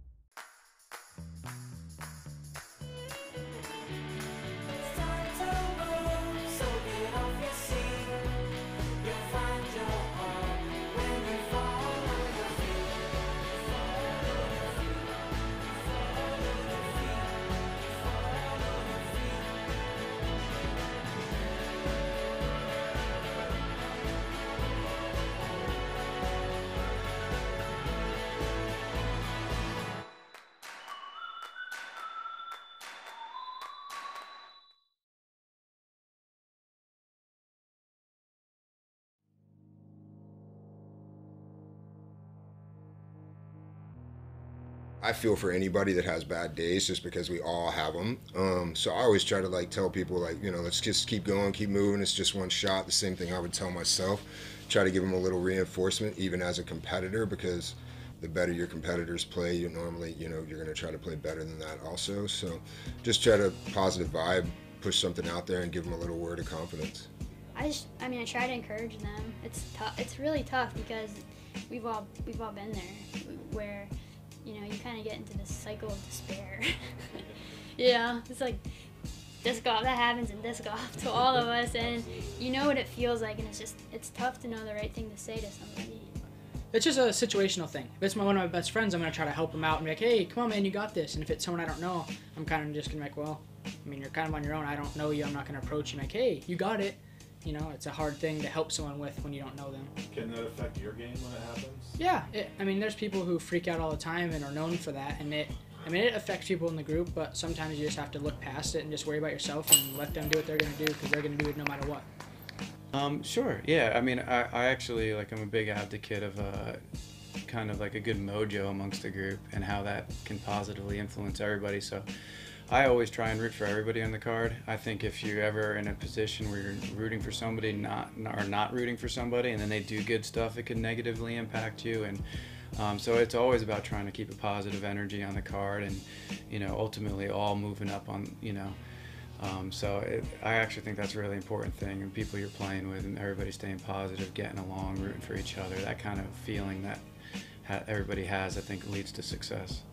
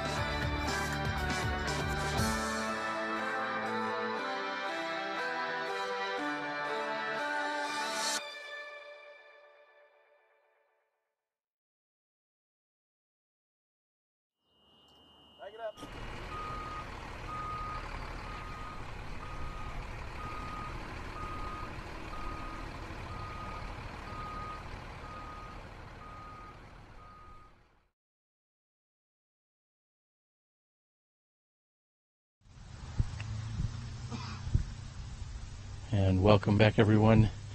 Terry Miller, the disc golf guy. We have shifted positions after a very lengthy walk from 12 over to the landing zone of 13, which is also adjacent to the tee area of 17. So while we're waiting for our other competitors to get in place, I think we'll give you a little bonus action as I see Weston Isaacs along with Will Schustrick, Dutch Napier, and Nate Perkins. Maybe we'll see if we can card some ace action here on hole 17.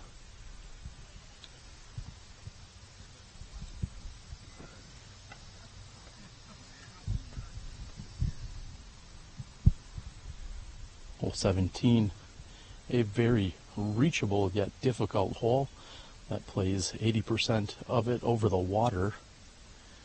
You must come inbounds.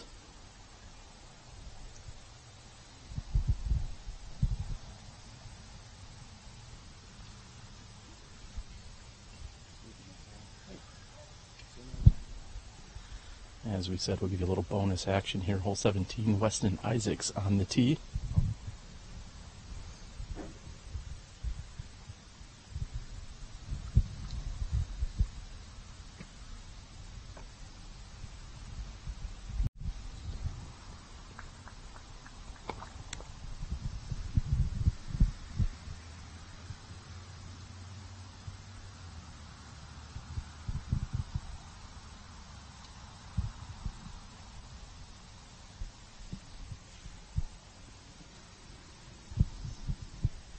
And Weston and the rest of the card, this is your 110 group, and he comes up short.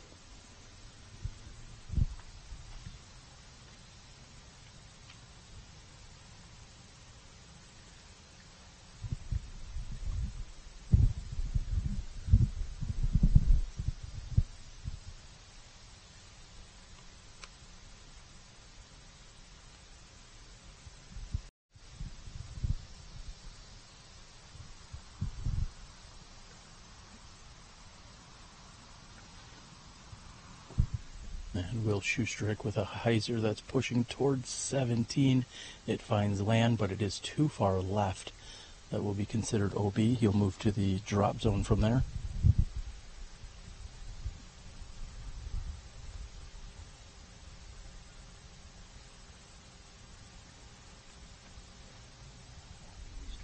Nate Perkins.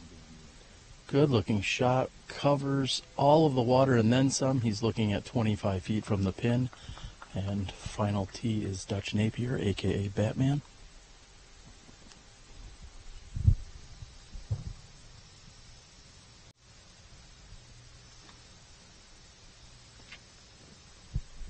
And Dutch is tracking toward the pin. Let's see if it gets all the way there. It does. He's on the opposite side.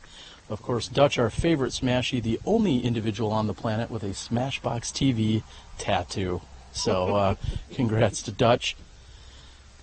And here I'm joined by Steve Halloway, representing MVP. And Steve, you guys have been a great supporter and sponsor of the Disc Golf Pro Tour, and it seems like there's a new disc coming out at least twice a day. You guys have a lot of things going on over there. Tell us about the exciting news. Actually, you know, MVP has been doing our best to build a fully fledged lineup. You know, there's a lot of complaints about, oh, you guys are a new company, you don't have enough discs, and our engineer, Chad, basically looked at it and said, okay, hold my beer, and, you know, decided we were going to have enough discs to fledge out basically anybody's bag, you know, and in typical MVP quality, you know, they're absolutely amazing, and the honest answer is we're not slowing down anytime soon. Well, it's been very exciting. I remember when they came out a number of years ago, I thought, well, overmold, it is something that's not done too often in our industry, and some people maybe even passed it off a little bit and said, well, these guys, it can't be that serious. Well, they're proving just the opposite. They're very serious, and more discs, along with baskets and bags and everything else. Oh, yeah, absolutely. You know, the standard, the gold standard in at-home practice right now is the Black Hole Pro. I mean, you look online and everybody's like, what basket do I get? You know, it's that one. And we pride ourselves on both the quality of our discs and every product we make. And, I mean, again, Chad, our engineer, is just, we looked at him and said, you make, you know, the best products you could possibly make, and we'll do it. And he loves it, so we're very excited for it. Well, and we've seen a lot of our manufacturers have these contests or maybe some of these other events going on throughout the year that aren't specific to just stroke-by-stroke tournament play. Yep. MVP also came out with their own iteration. Explain what that is. Yeah, so circuit events was really our way to give tournament directors a wide array of options. You know, we've got the Space Race, which is your, you know, run the basket event. We've got a Winter Series event. We've got a multiple, like one side versus the other. You know, some of our fans really like Axiom discs versus MVP and stuff like that. And so the goal was, you know what, we can really kind of cater to whatever the tournament director wants to do, and this is a way to like give them a tournament in the box kind of representation of, hey, you know, we'd love to do an MVP's version of a run the chains option. And we were like, absolutely, we want to do that for you. Well, it's been great to see. Now, some people have said, well, why isn't MVP sponsoring all of our top players? Is that a concern? Because you're gaining market share, yeah, and people are getting more and more serious about the MVP brand. Is that just an avenue or a way that you don't feel like you guys necessarily need to go, or is that still open in terms of some of our players? No, you know, I'm not 100% opposed to sponsoring somebody who's right now, you know, top 10 level player. It's just I'm more interested in building relationships with players first and going into a situation where you walk up and say, okay, here's money and cash and discs and stuff, now throw for me. And that's not a good way in my mind to start a relationship with somebody. And so because of that, I went and tried to find guys who, you know, weren't already kind of ingrained in one space and said, okay, look, let's work together. And, you know, I do a lot of backgrounding and interviewing of people because, you know, you'll hear me say over and over, I believe in good people first and good players second. So if you go out and you play around with an MVP person, you know, if you see that Team MVP logo, you know you can walk up and have a great round and that they're going to be a pleasant person to play with. And by the end of it, you're going to be like, man, you know, my game was better because the person I played with was great. And that's, you know, that's my big focus kind of right now. I'm also a 3 to 5 year plan kind of guy, so I've got my eye on a whole bunch of AMs that I know are going to be great in coming years. And I'm really happy of the pros we have right now. You know, Jacob Mott was on feature card first round and held his own. He was fantastic. And, you know, it was his first time being on camera and having Central Coast. And for a lot of people, that might give you jitters. And he, I mean, held it together and played a great round. So I'm super happy with Team MVP right now. Very cool. Well, great to see the expansion and the growth, proving that you guys are various years. Thank you guys so much for supporting the Disc Golf Pro Tour. We look forward to more things to come from MVP. All right, we're going to get back to the action in just a few moments after a word from our sponsors right here on the Disc Golf Pro Tour.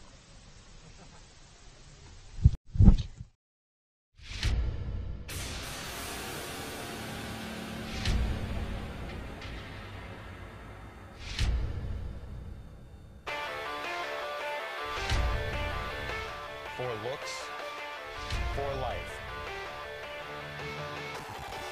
for liquor.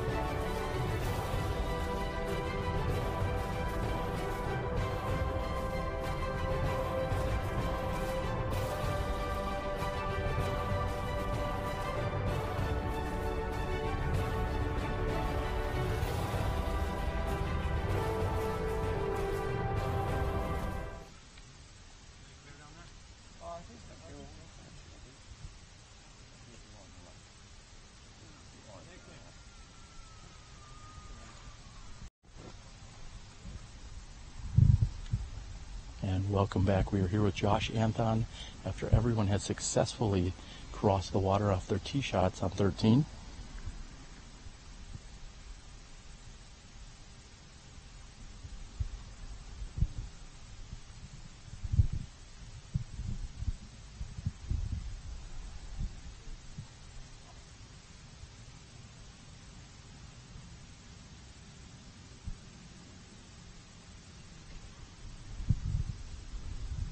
And Steve, a few days ago you talked about what is needed to attack this hole if you wanted to get the birdie.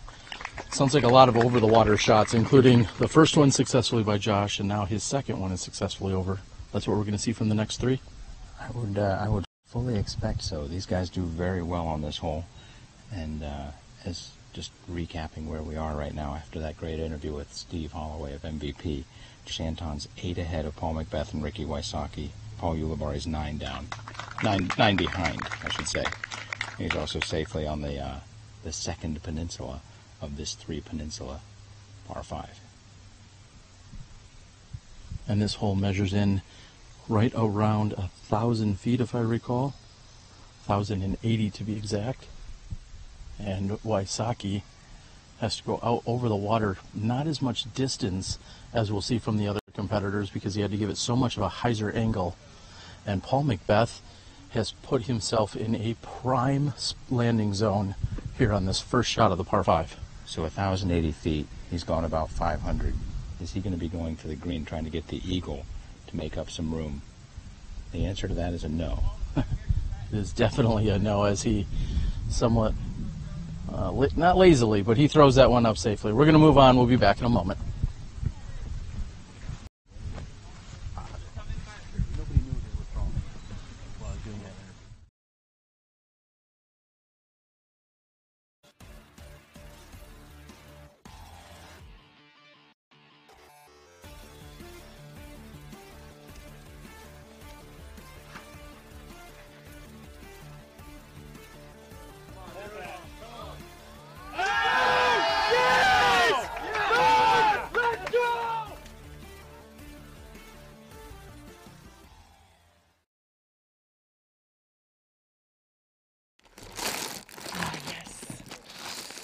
I knew it. I knew it. Haha. What's the pro tip on snack time, Sarah? This is a really good time when you're last on the box and there's a wait. This is some yogurt that I keep in my cooler bag of my Zuka cart because I have all these sweet accessories to carry all the cool stuff you need. Lots of room for lots of fun things like a toothbrush, some super glue,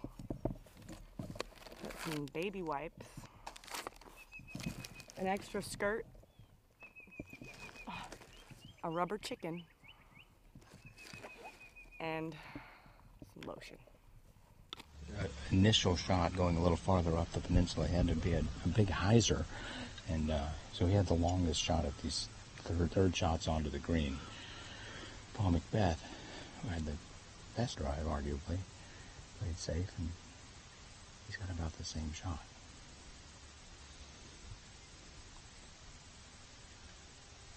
Looks like that's carrying a little bit left. It's going to be just outside circle 1.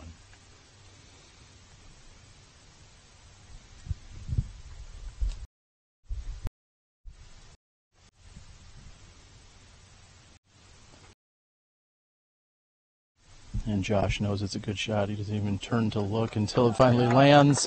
Ulibarri will be the last to approach.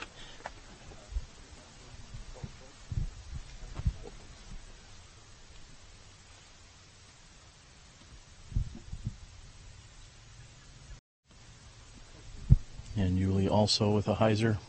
Besides, I'd hate to be a lefty on this hole, Steve. All right, let's see how the women did on their 13th hole over at Northwood Park.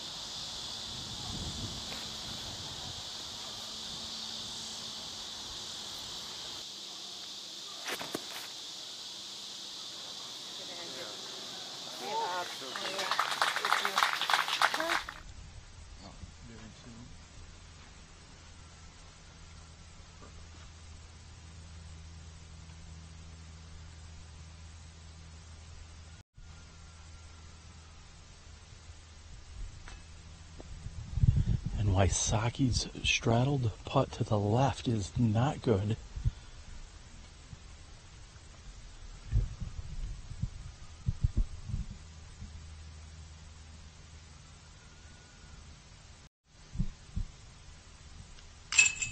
And Macbeth's 26-footer is in. We'll take the birdie 4.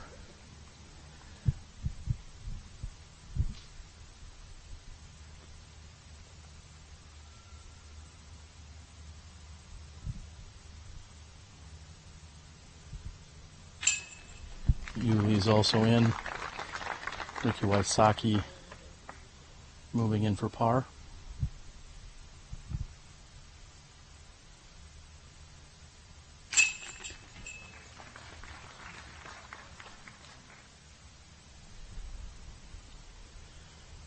And Anthon in for the easy birdie. Steve, your Disc Golf Pro Tour shirt tells me you've been working out. We'll join everyone on hole 14 in just a moment.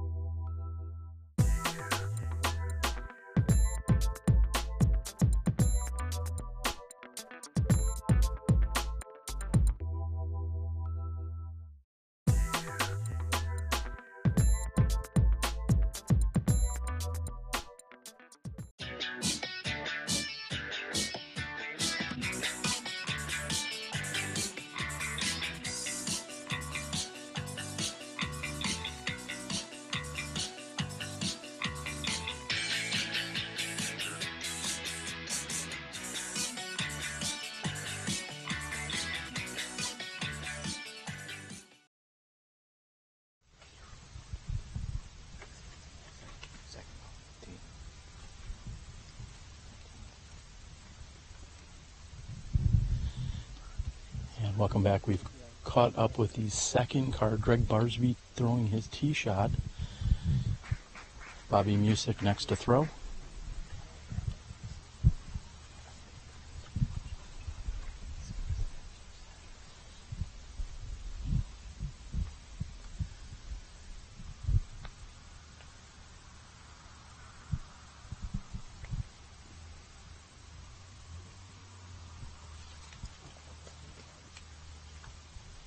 And they will move down the fairway. Derek Billings has grabbed the bag for Josh Anthon. Derek, you played a little earlier today. How'd the round go for you, buddy? It was a little rough out there. There was just a debate, actually, a hole or two ago, as to if this is truly a lefty-friendly course at all. And you're one of the best lefties in the game. What do you think? You really trapped me in this interview. Then I'm doing a good job. All right, well, nice shot, Paul.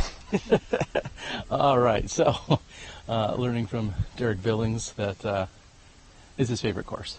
Steve, what are we seeing out here? Any course that's fair to both lefties and righties is not lefty-friendly by definition. So I suspect that's where Derek was on that. Not wanting to step on any toes. So he's always a gentleman.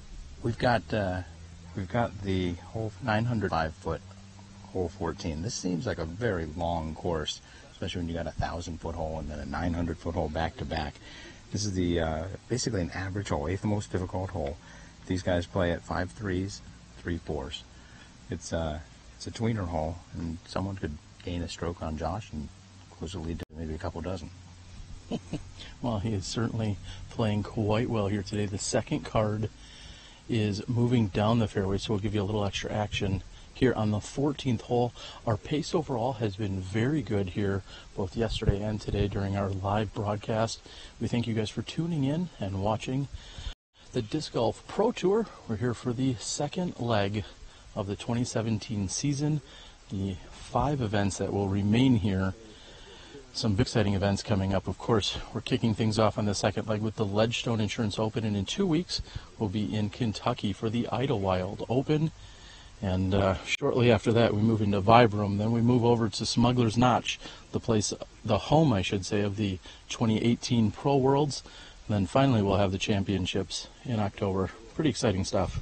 It is pretty exciting, and I'm glad you brought up the championships as one of our final events. The top 8 guys in tour points, that's what we're doing here. We're earning tour points. The top 8 guys in tour points get a bye into the semifinals. The top 25 in tour points get a bye into the quarterfinals. And the top 50 in tour points actually qualify to go to the tour championship. And then those top 50 players are the people who get the 2018 tour cards. And they will get their own trading cards, which I think you got quite a few of those. And they did sell very well. I think we sold those out within a week, and probably sold them out about a week before they were actually released. It was sold out during the pre-orders. But we make a limited number of those to make sure that they're special. And the top 50 guys and the top, I believe it's 15 women, will qualify and get themselves a tour card. And that's where we're headed right now. Well, you spoke yesterday of movement that could take place, and typically today is referred to as moving day. We saw some very drastic changes up and down the ladder yesterday, mainly due to the weather and the conditions. We saw our second card really struggle, and a few of them had fallen off the pace quite hard, but yet we see, I think, Dustin Keegan and a few others and Colin Bailey really move up the card. Are we seeing anything on the Nico arrows today, anything substantial? I would say yeah to that. Right now, as we know, Ricky Wysocki's struggling a little bit. He's only 2 down for the day. He's lost 5 strokes to Josh Anton in just this one round. He's lost 7 strokes to James Cole, who was 1 stroke behind him. He's -9 through 14. That in the top 10, he and Cam Colglazier are making the big moves. Cam Colglazier's 8 down, moved into a tie for 6th place. He's 11 down through the tournament. Just a baker's dozen behind Josh Anton. So when Ricky we just saw Ricky miss that very difficult Circle 1 putt. That was his second Circle 1 putt. He hasn't hit a Circle 2 putt yet today. He's 0 for 3. And yesterday he started out 3 for 4. That right there, you could argue that's a 6 strokes difference in his game, and that is the difference basically between him and Josh for today. And of course, a few other players rounding out our top 10. Looks like James Cole is solely in 5th at the moment. KJ Nybo sitting in a tie for 6th with Colin Bailey and Cameron Colglazier.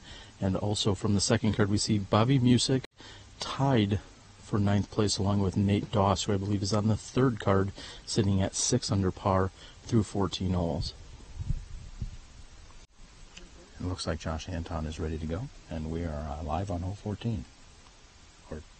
Well, we'll see if we're live. Oh, I'm alive.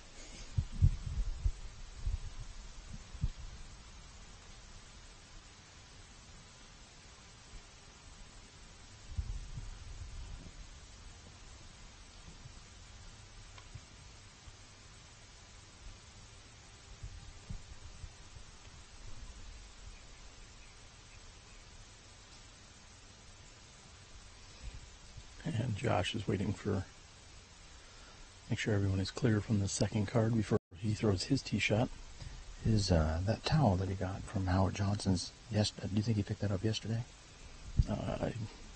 He's a fresh kind of guy. He may have got a new one this morning. So he's staying at the final Howard, the last remaining Howard Johnson's as it is. Here goes his tee.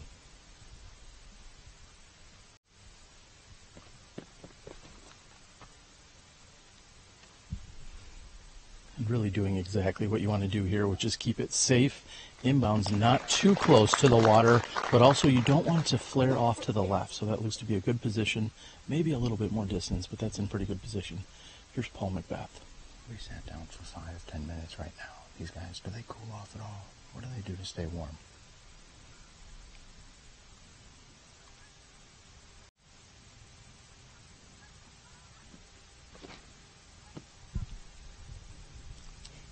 If there was any cool down whatsoever, it seems not to have affected Paul Macbeth.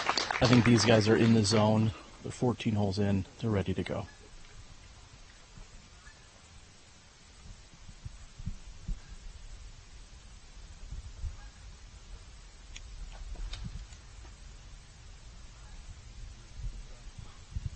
And with the best drive thus far, we see Paul Ulibarri lace that one down the fairway.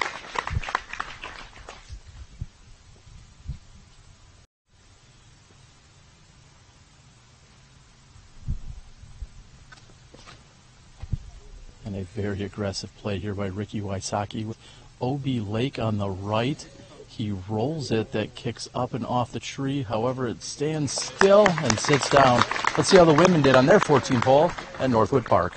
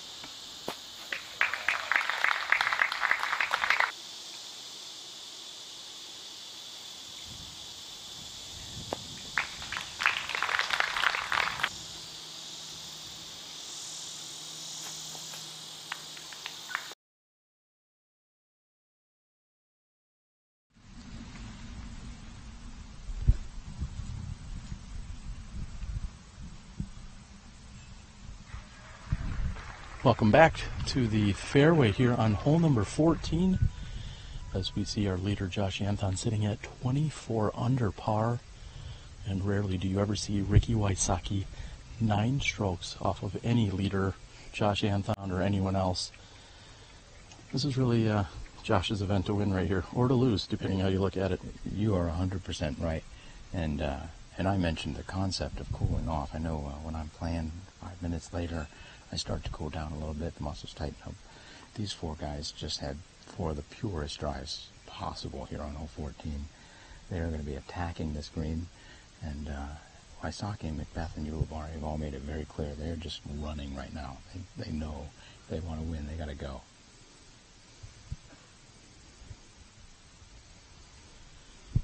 Seems to be a party off to the right side of the green here.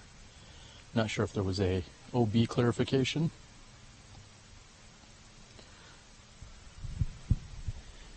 And my unofficial intelligence is telling me that Barsby may have thrown from what he thought was his OB disc, but ultimately it was not really his disc. So there may be a misplay or a mislie. Of course, all completely unconfirmed at the moment, but what I may be hearing from up near the green is that, to recap, he had gone OB, he threw from what he thought was his OB lie, and that may have not in fact been his OB disc. It may have been a different one. So again, all unconfirmed. We'll have to catch up in a moment to see if that was or was not the case. If so, according to PDGA rules, anytime you play from a lie that is not your own, I believe that is a 2-stroke misplay penalty, and I cannot confirm that's what happened, but we'll get a clarification. That could all be completely fabricated, so we'll see. I've got some fun facts for you, Terry. Do you? Ricky Wysocki, who who maybe isn't quite 100% right now. He's birdied 2 of the last 4. Not too bad, except for the fact that Macbeth, Ulibarri, and Anton have all birdied 4 of the last 4. Not only that, but Anton has birdied 5 in a row. And Josh Anton gets out over the water, and I'm no doubt about that coming back inbounds. It's going to do just that. And a great shot there by Josh Anton. That's the high five from his caddy, D. Bill. Paul Ulibarri also gives him a fist bump. Josh is 100% in circle 1, and he's also hit a circle 2 putt. So he's doing it with the driver and the putter today.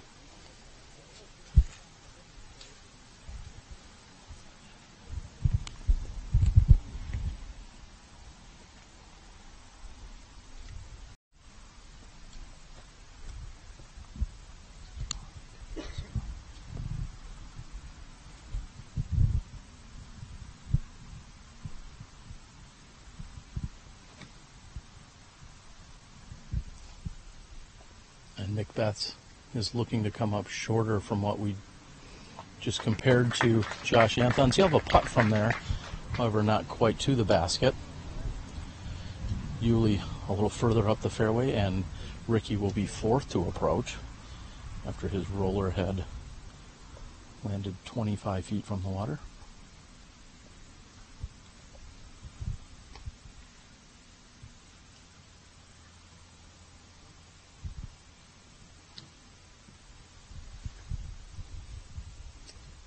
And putting plenty of power on that. We see Paul making sure he stays away from the OB water. You don't need any unnecessary mistakes here.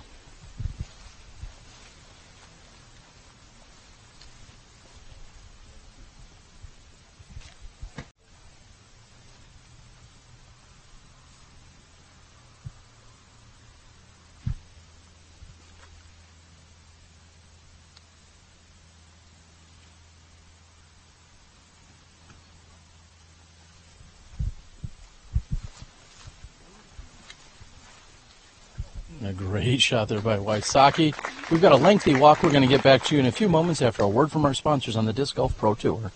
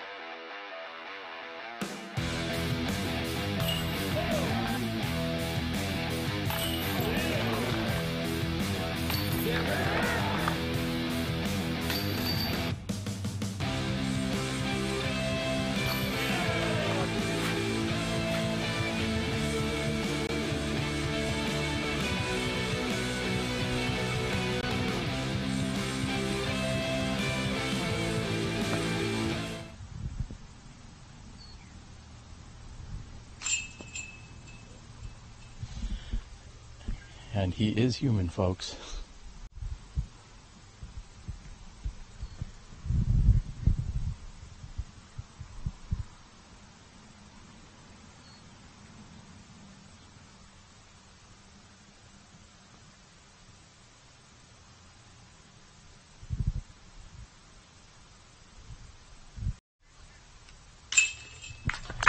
Macbeth converts from 29 feet after seeing Josh Anton miss from circle's edge.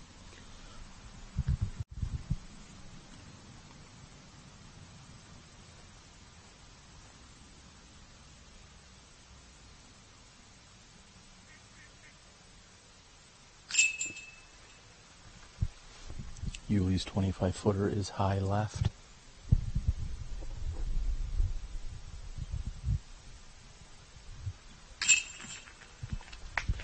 We'll see a pair of pars and also a pair of birdies. Wysocki and Macbeth picking up a stroke on the leader. Josh Anthon, he'll tap in. We're going to move on to the elevated basket on hole 15, right here, the Disc Golf Pro Tour.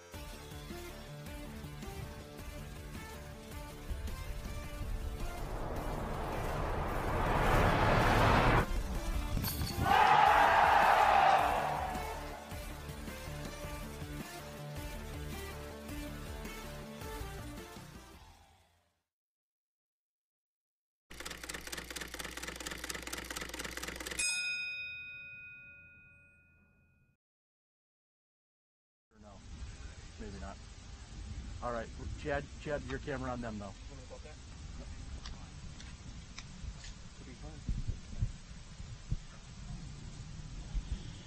Welcome back to hole number 15. We have caught up with our second card, our chase card. And off in the distance I see our tournament director, Nate Heinold, having a conversation. I'm guessing there was some kind of rules clarification to be made here. Steve, we briefly spoke of it yesterday, but this new elevated basket, well, we have a new sponsor for some of our elevated baskets. Tell us all about our newest sponsor. Tempercraft came on board as a sponsor. These guys make very high quality water bottles. Kept this, I put lukewarm water in it, and it has stayed lukewarm all day. Seems like when I put ice in there, it stays cold though. But Tempercraft, Carl is actually putting on the Tempercraft elevated basket.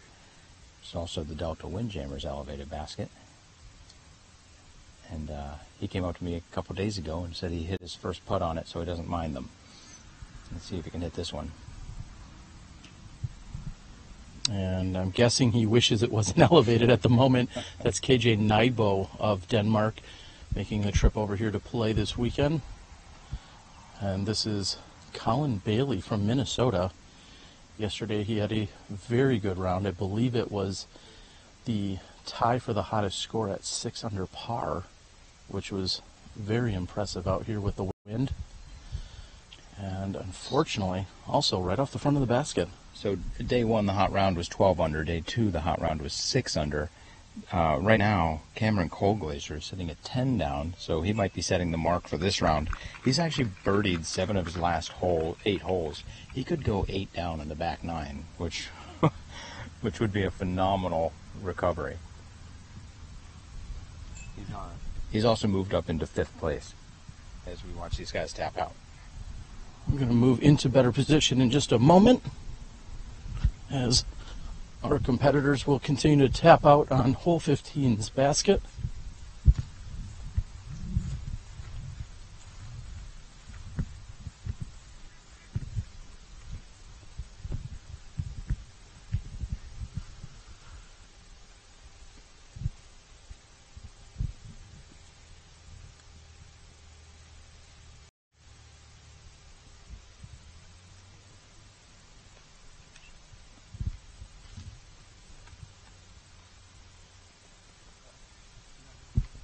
And it is all clear for Paul Macbeth here on hole 15, the fourth most easy hole on the course.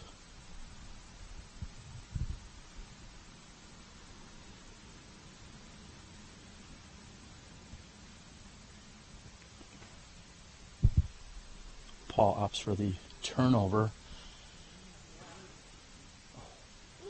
and that is parked. Great shot by Paul Macbeth. He almost hit the Tempercraft elevated basket.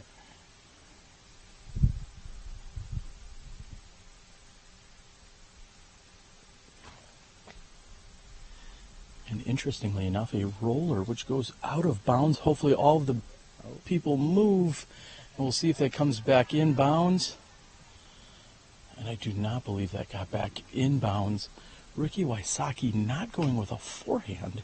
I'm completely baffled by that decision.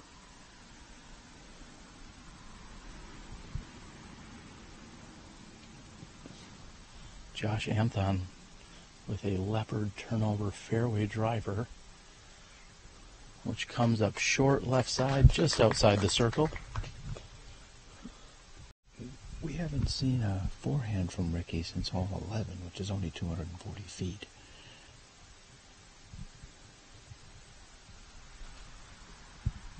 Yesterday you said that maybe Paul Ulibarri's putter or putting stroke was broken. Maybe there's something wrong with Ricky's forehand. I don't know, but let's see how the women did on their 15th hole at Northwood Park.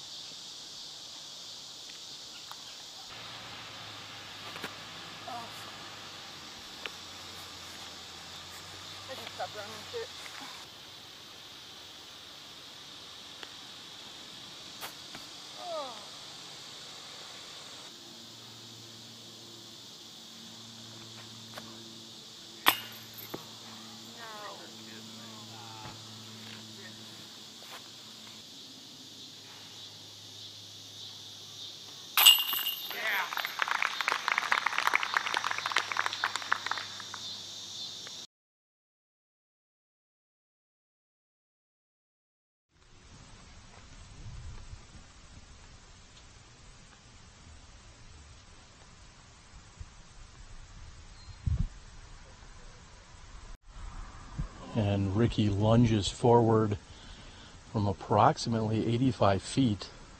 He's going to be taking a bogey 4 here. Again, the fourth easiest hole on the course. We've got a few birdie opportunities lined up. Wysocki's going to be giving some away here with that bogey. Yeah, he really is. 330 feet uphill, probably plays about 350. One of the best forehands in the game. You would expect him to use that forehand and park this thing.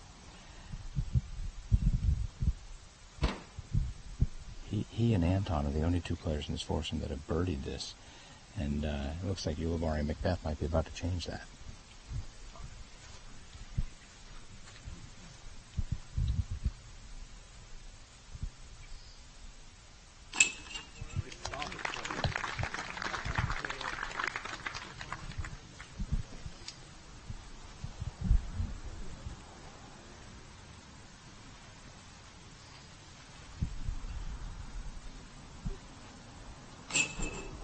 Ricky is in, and it looks like Paul Macbeth with that birdie will move to 18 under par and -7 for the round.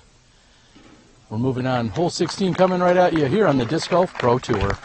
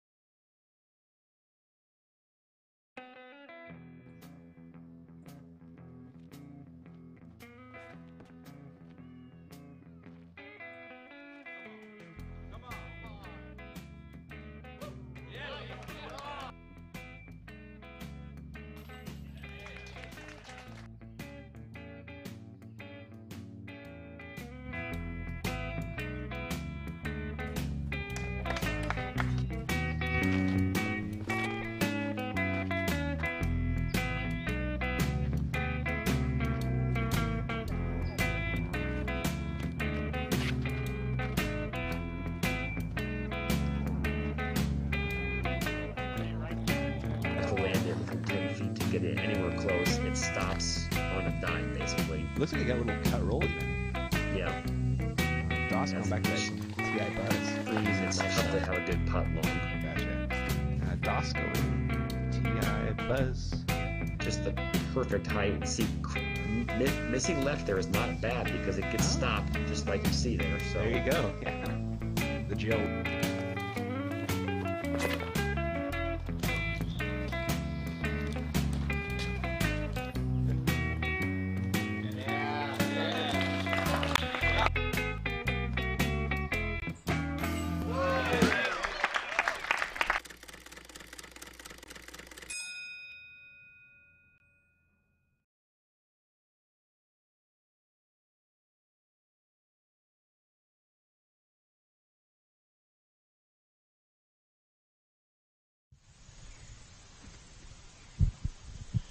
Greg Barsby throwing a forehand shot as we've caught up with our second card. Looks to be about 45 feet from the pin. Greg Barsby visibly frustrated with that.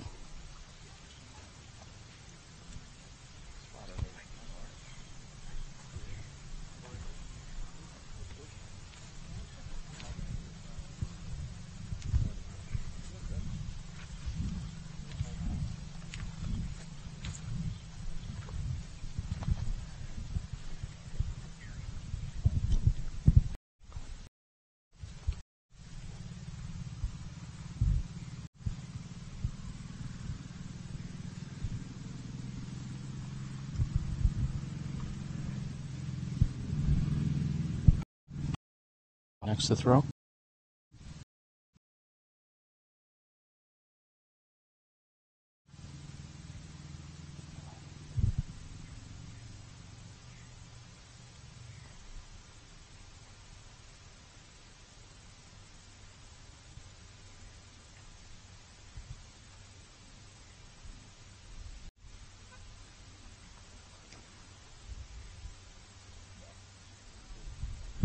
Looks like it needed a little more height. Certainly short of the pin.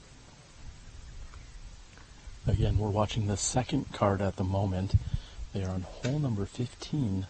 As soon as these guys throw their approach shots, we'll be able to turn around and get the lead card throwing at us.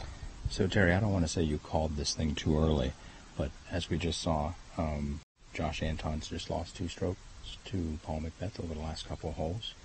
This is a very tricky hole, although I suspect Josh will play this just fine. But hole 17, yesterday we saw him hit the dock and go OB. There's a possible 2-stroke swing, which would close the gap to 4. I don't think this thing's over yet, especially with the weather that could come tomorrow. Here's KJ, Carl Nybo. I don't know how much that skipped, but it looked like he's put himself a good distance at least. Approximately 35 feet from the pin, looks to be just a bit long for KJ Nybo.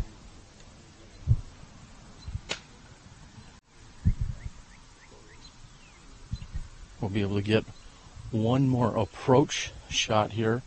This is Colin Bailey, who's thrown his tee shot to this location. Colin's a name we haven't heard very much. We saw him at the Minnesota Majestic doing really well. He's currently in 8th place, just 1 down for the day after 6 down yesterday.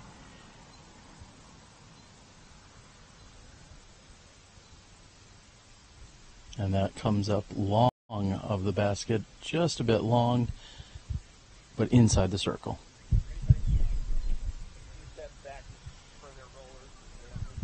So we just saw Carl KJ Nybo throw his nice upshot there. I asked KJ earlier this week, I asked him what he did for a living, and he said he was a gardener. It made me think he was a gardener up in New England, the way he pronounced it. So he has a very good New England accent. Thinking he could easily pass for Worcester, not quite Boston. And as we pan to our right, we can see Tournament Director Nate Heinold holding up the red flag. He is officially carrying out some spotter duties here this week. I think he just looks good in red, so he's out here taking in the action. This, of course, is a property that's very near and dear to him, as he's had a lot of say in the design and even the redesigns that have taken place over the last few years. Listening to the players' feedback along with some of our top competition members. Clearly, one of the things when you run it this big, the key is to do everything yourself. Something Nate Heinold specializes in. He is doing the staffing. I saw him doing parking earlier. Now he's the TD. He's probably going to be writing checks. I don't think he even has any staff here at all, as far as so 80 people, all of the various courses, nearly 1,000 competitors in all the divisions. I've also seen Nate's mom out here doing a little bit of work, and one wonders, with a woman as good looking as she is, where did he get his looks from? That's the only thing I was questioning. Paul Macbeth on the tee.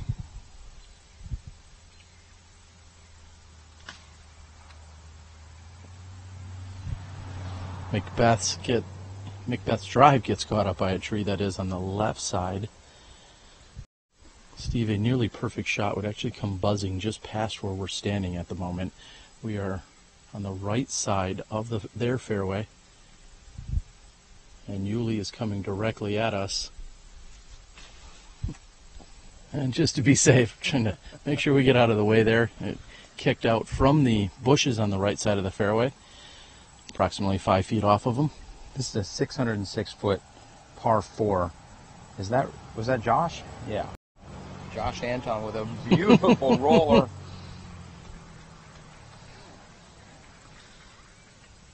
And Nate is going to try and hunt it down.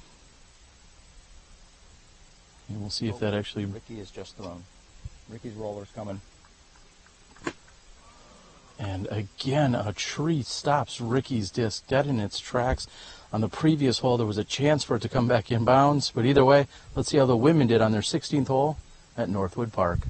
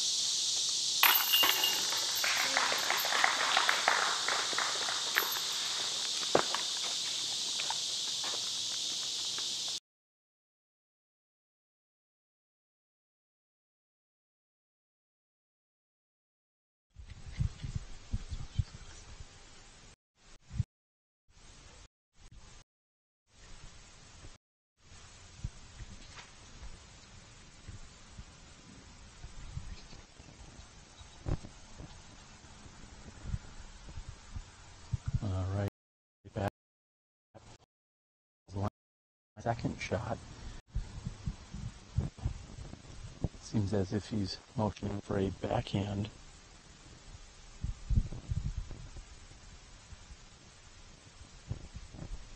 Does he have about 400 feet right now? 600 feet long.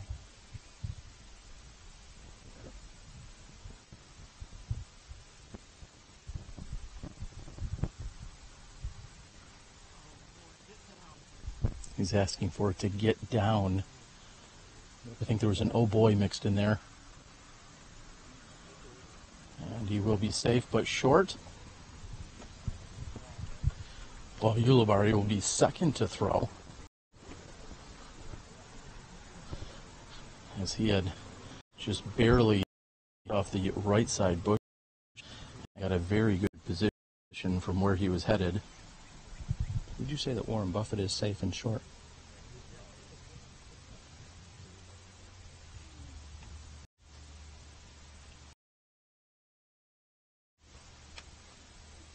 Oh, yeah.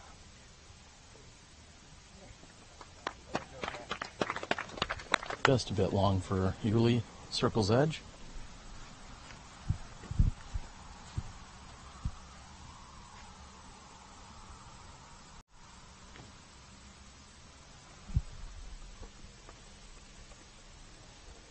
forehand shot there by Ricky with a standstill and a precarious lie.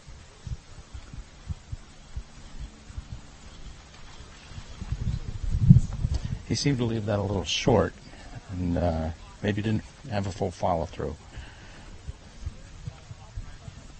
And now we got to see if Josh Anton can go up and down. He had the longest drive by about 80 to 100 feet, although Ricky hit that tree.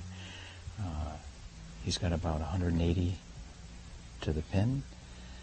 Let's see if he can get an inside circle one and give himself a chance to extend his lead.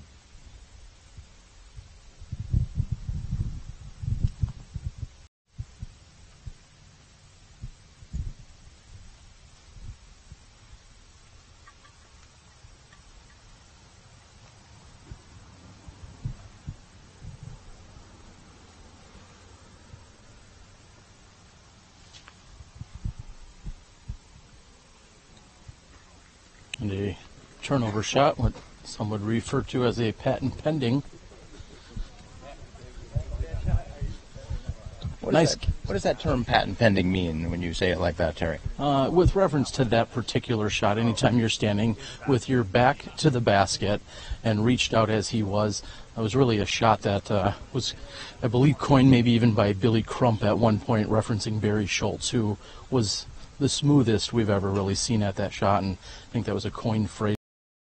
SmashBoxx got some of 3 cents every time it's used during a broadcast, so I think we're officially up to 12 cents for this weekend.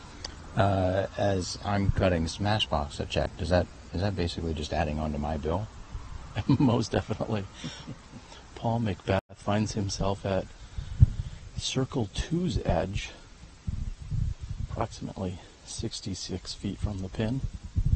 Feel a gentle crosswind for him, blowing from left to right.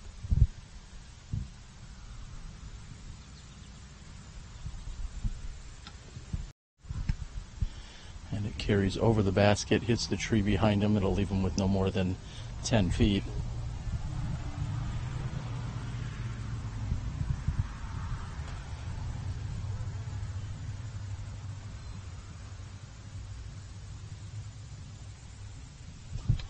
And Ricky's 55-footer is the perfect height, but approximately 2 feet to the right.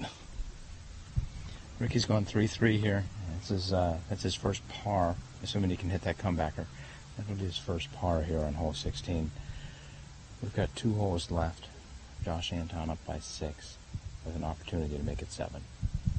This is not Josh.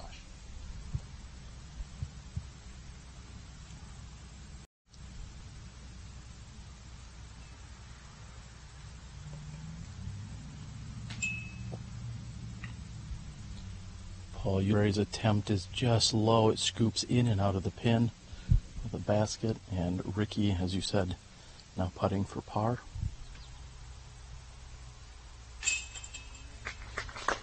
Ricky scoops up his mini in frustration here on these custom powder-coated baskets. These are Discraft Chain Stars.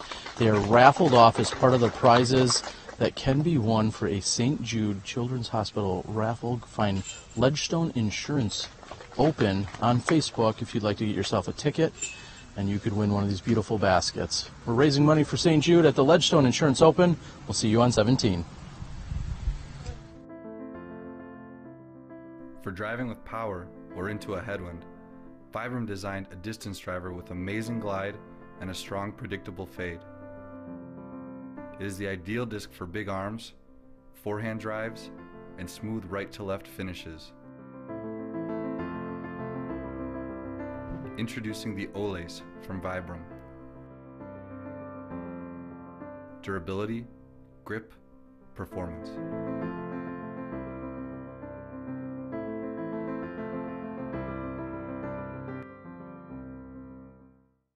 At Disc Golf Center, we strive to provide the best customer service and value. With our live inventory of over 20,000 discs, we have the widest selection and the best prices. Check out discgolfcenter.com to see what we have to offer, including free shipping within the United States on all orders over $12 and a customer rewards program that gets better over time. Visit DiscGolfCenter.com, the world's largest disc golf store.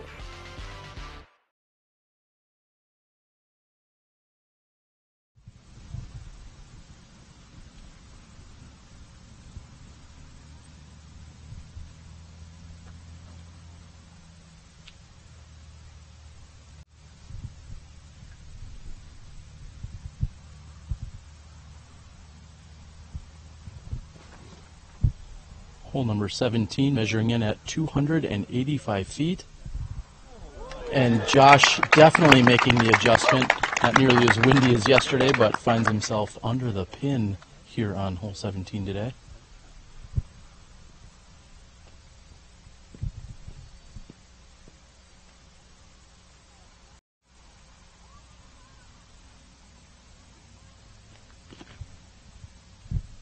And Macbeth releasing his Nova, which is heading toward the dock. It hits one of the uprights and goes into the water.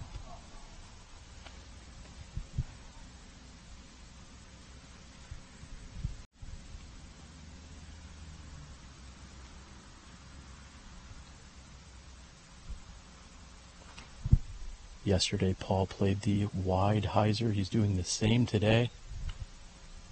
And sticks it.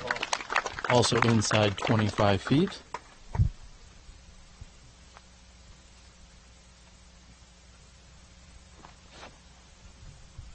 And Ricky's not pleased with the shot. That looks like it may have been a little light out of his hands.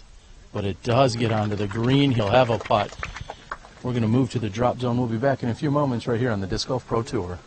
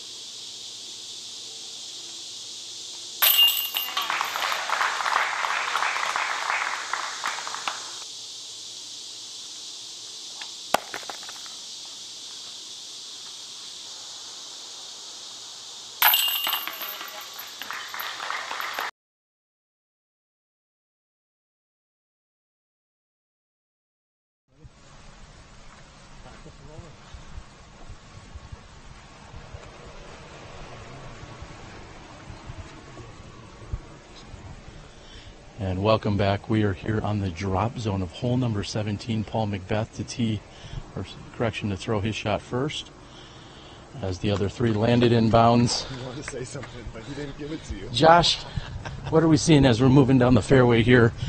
We say three people land inbounds. Macbeth hitting the dock that you hit yesterday, actually, just in a different spot. What was the adjustment? Threw it a little harder, gave it a little more height, and without the wind, it's a lot easier. That wind yesterday was very rough. What'd you throw here today? The new Rock X3, great disc, super stable and dependable. Well, he finds himself right next to the pin. Wiki Wysocki will probably be next to putt. I feel as if he will be out. Ulibarri and again Josh Anthon putting themselves within 15. I'd like to thank Disc Stalker for your support here on the Disc Golf Pro Tour.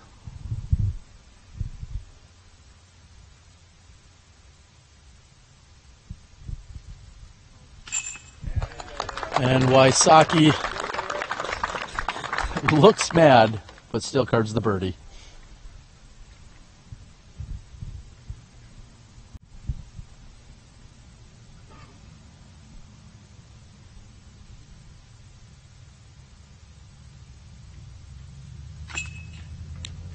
And just getting in and staying in. We'll see 3 birdies here and a bogey 4 by 4-time world champ Paul Macbeth. A little bit of a separator here on the 17th hole. 1 to play, 19 to go overall. Josh Anthon in your lead. Let's move to 18.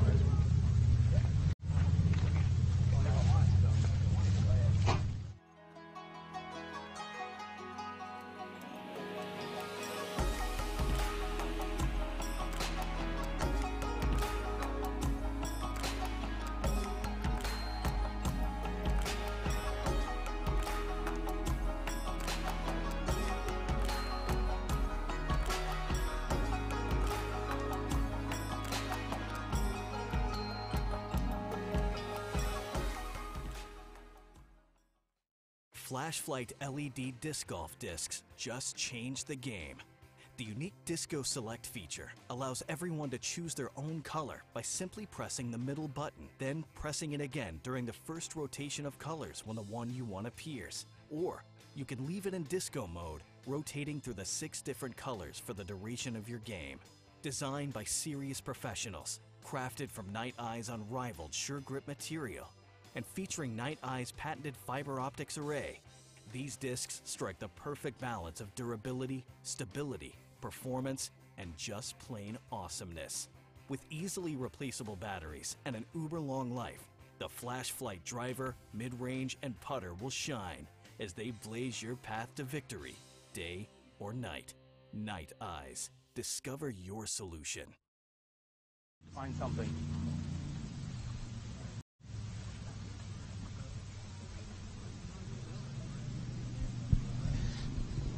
And welcome back here on hole number 18. I think we are blessed with a very short hold-up.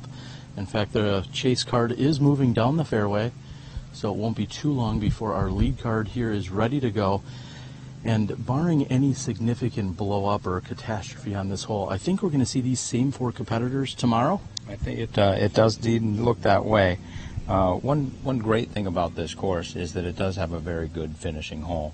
There is some danger here. There's OB to the right. There's obviously the water to the left. A lot of guys throw the aggressive roller, which can take either of those into play. So, but to your point, absolutely, Ricky Wysocki has a 3-stroke lead over Cameron Colblazer, who's in 5th. Ended up 10 down, which is, as far as I can tell, the hot round of the day, although Josh Anton has an opportunity to tie that right now. He's 9 strokes ahead of both Macbeth and Ulibarri. So solid performances by Macbeth and Ulibarri, but again, 9 strokes off the pace of where we see Josh Anton. Pretty incredible performance here through nearly 3/4 of the tournament. Almost unbelievable. He's had a few hiccups, but this course challenges every drive. There's OB on almost every hole. Is there OB on every hole? We'll say there is. It'll sound better. It feels like there's OB on every hole. It feels like there's 900 feet on every hole. This comes in at 711 feet. It's a pretty challenging par 4. Josh keeps his disc dry on this relatively. It's becoming a little bit humid, isn't it, Terry? It is. We are hopefully going to be blessed with at least tolerable weather for tomorrow. There is, of course, rain and inclement weather in the forecast. It wouldn't be a big tournament this year without that, and we'll see how things play out. At one point there was a 100% chance of rain for tomorrow, and as some may have realized, there is a cut to 132 spots, which I think just trims off the bottom 15 or 20 players or so for tomorrow's round as things kick off. Right now, looking at around the 2 p.m. time frame, looks as if it is tapered to a 60% chance, and then it quickly goes to a 40 and 20% chance for 3 and 4 p.m. respectively. So if the weather does push through, it may not affect our lead card in terms of actual precipitation during the round, but it may slow things down throughout the day, pushing things back, and plus everyone will be wiping their discs and taking a little extra time. So we'll see how that plays out. I think we're scheduled for a 2 o'clock start tomorrow. A lot of times in New England, the weather moves. There we go, Josh Anton with that very aggressive roller. Call it the smart aggressive.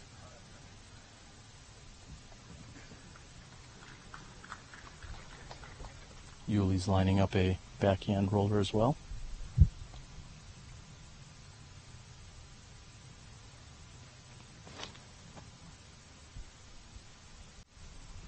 And a very flippy disc as that gets up, stands for him and starts to roll. Carries up toward the right side of the fairway.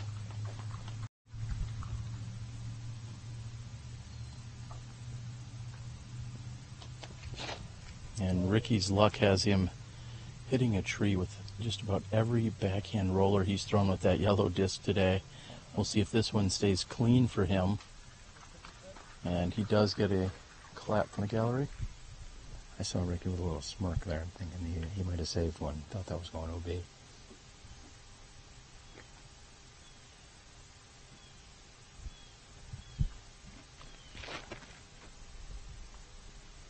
Macbeth also with a backhand roller. We saw some very impressive roller shots here yesterday, and that's got a good move on it. Let's see how the women played their last hole at Northwood Park earlier today.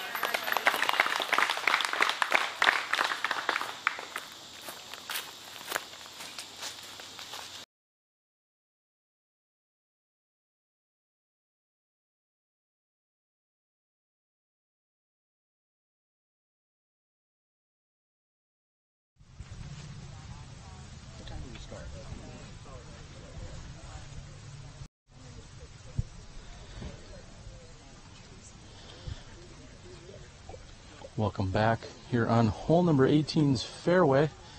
See a couple of the rollers that had landed relatively close to one another. A very calm day out here in Lake Eureka Park. Josh and the rest of the group will have to wait for the chase card to clear out on the 18th green.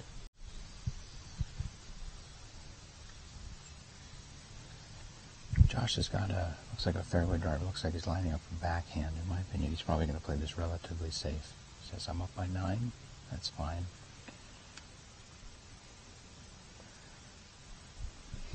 I disagree.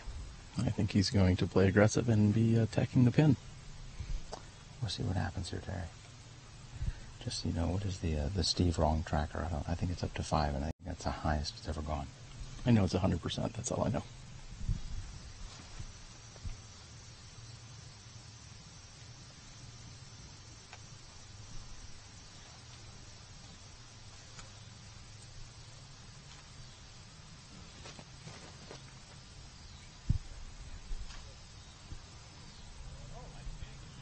And he gets a kick off the tree, definitely going for that green. It's not going to get there, but Ulibarri lining up beforehand.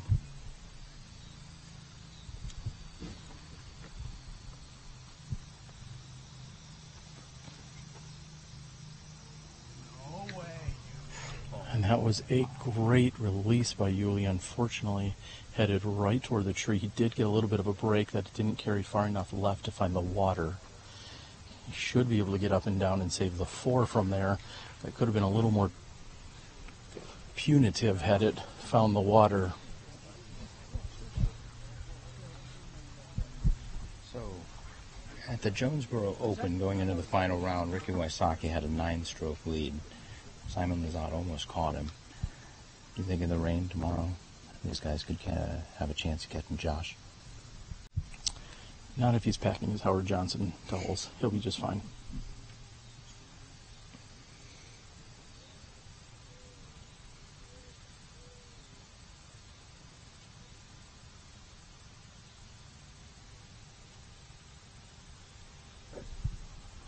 Paul Macbeth coming in. We'll see if that comes in and checks up for him, and it comes in hot, and that is OB for Paul Macbeth.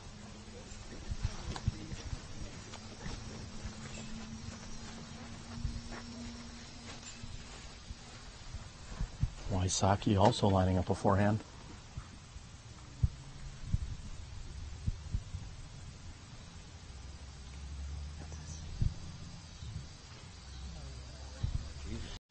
And a misfire there by Wysocki, throwing it almost straight into the ground.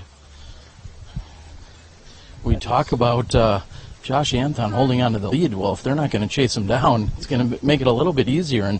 And certainly I'm not making light of their skills or effort here, but they're going to have to apply every bit of pressure they can on Josh.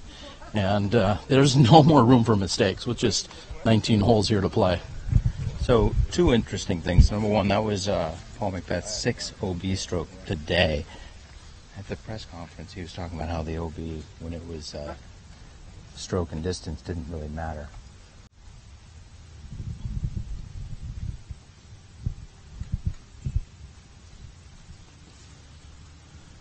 And Yuli with another forehand here on 18.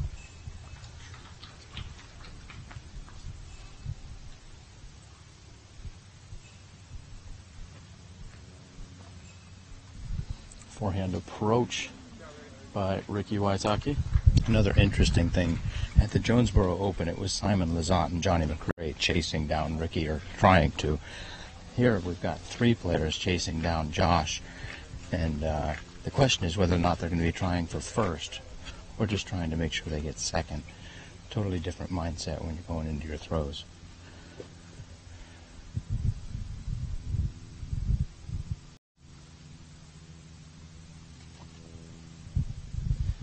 And I'll tell you that if Josh had room to give that a full run, he would have. There's really no laying up in Josh Anton's game. However, he had a low ceiling, and therefore the best he could do is really just get it next to the basket. He'll walk away. First 2 rounds, he went 3-3, giving himself the birdie on hole 18 here today. He's going to have to settle for the par. Through 3 rounds, assuming everybody putts out, which is not necessarily a safe assumption, Josh Anton is going to be 10 strokes ahead of Paul McBeth, Paul Ulibarri, and Ricky Wysocki.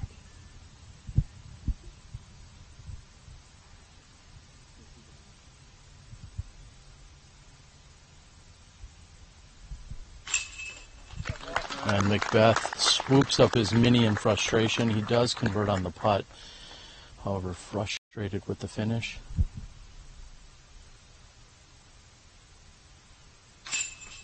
And Josh, the other night on the podcast before the event, we said anything more than 6 strokes is considered a whooping.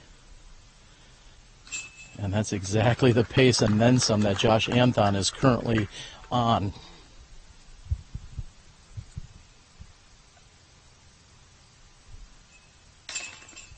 And Yuli taps in.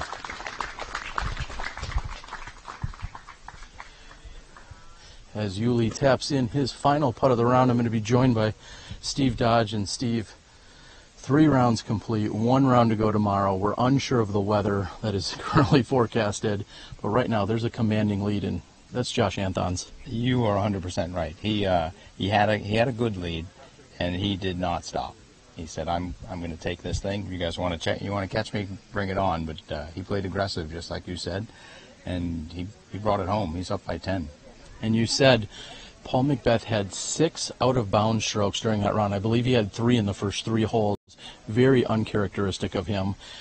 Right now, there may not be enough McBeast mode out there for him or the rest of the group. They're going to have a lot of work to do tomorrow. They really do. He saved 3 of those to make par, which is they were amazing. That was a good finishing putt to save the par here on 18. But they've got a lot of work. The weather, you never know what's going to happen with the weather. Maybe that'll play a role in making it close, making it possible to catch Josh. But he's got a tremendous lead, and we'll have to see what happens tomorrow. There doesn't seem to be any letting up in his game whatsoever, proving why he's the 3rd highest rated player in the world at the moment. I'd like to thank all of you for joining us here today on this gorgeous Saturday, which is also National Disc Golf Day. Hope that you spread some love, went out, maybe introduce someone new to the game, or go out and take advantage. Let someone know that they can get a discount in becoming a PDGA member today as well. There's a discount code, 20% off, if you'd like to become a new PDGA member. I'd like to thank our staff and crew that were out here doing all of the hard work. Of course, that's Rick on the camera along with Chad on our catch camera, Gary to the O back at the studio along with Johnny V. For Steve Dodge and myself, Terry Miller, the Disc Golf Guy, we'll see you guys tomorrow at 2 p.m. as we wrap up the Ledgestone Insurance Open presented by Discraft.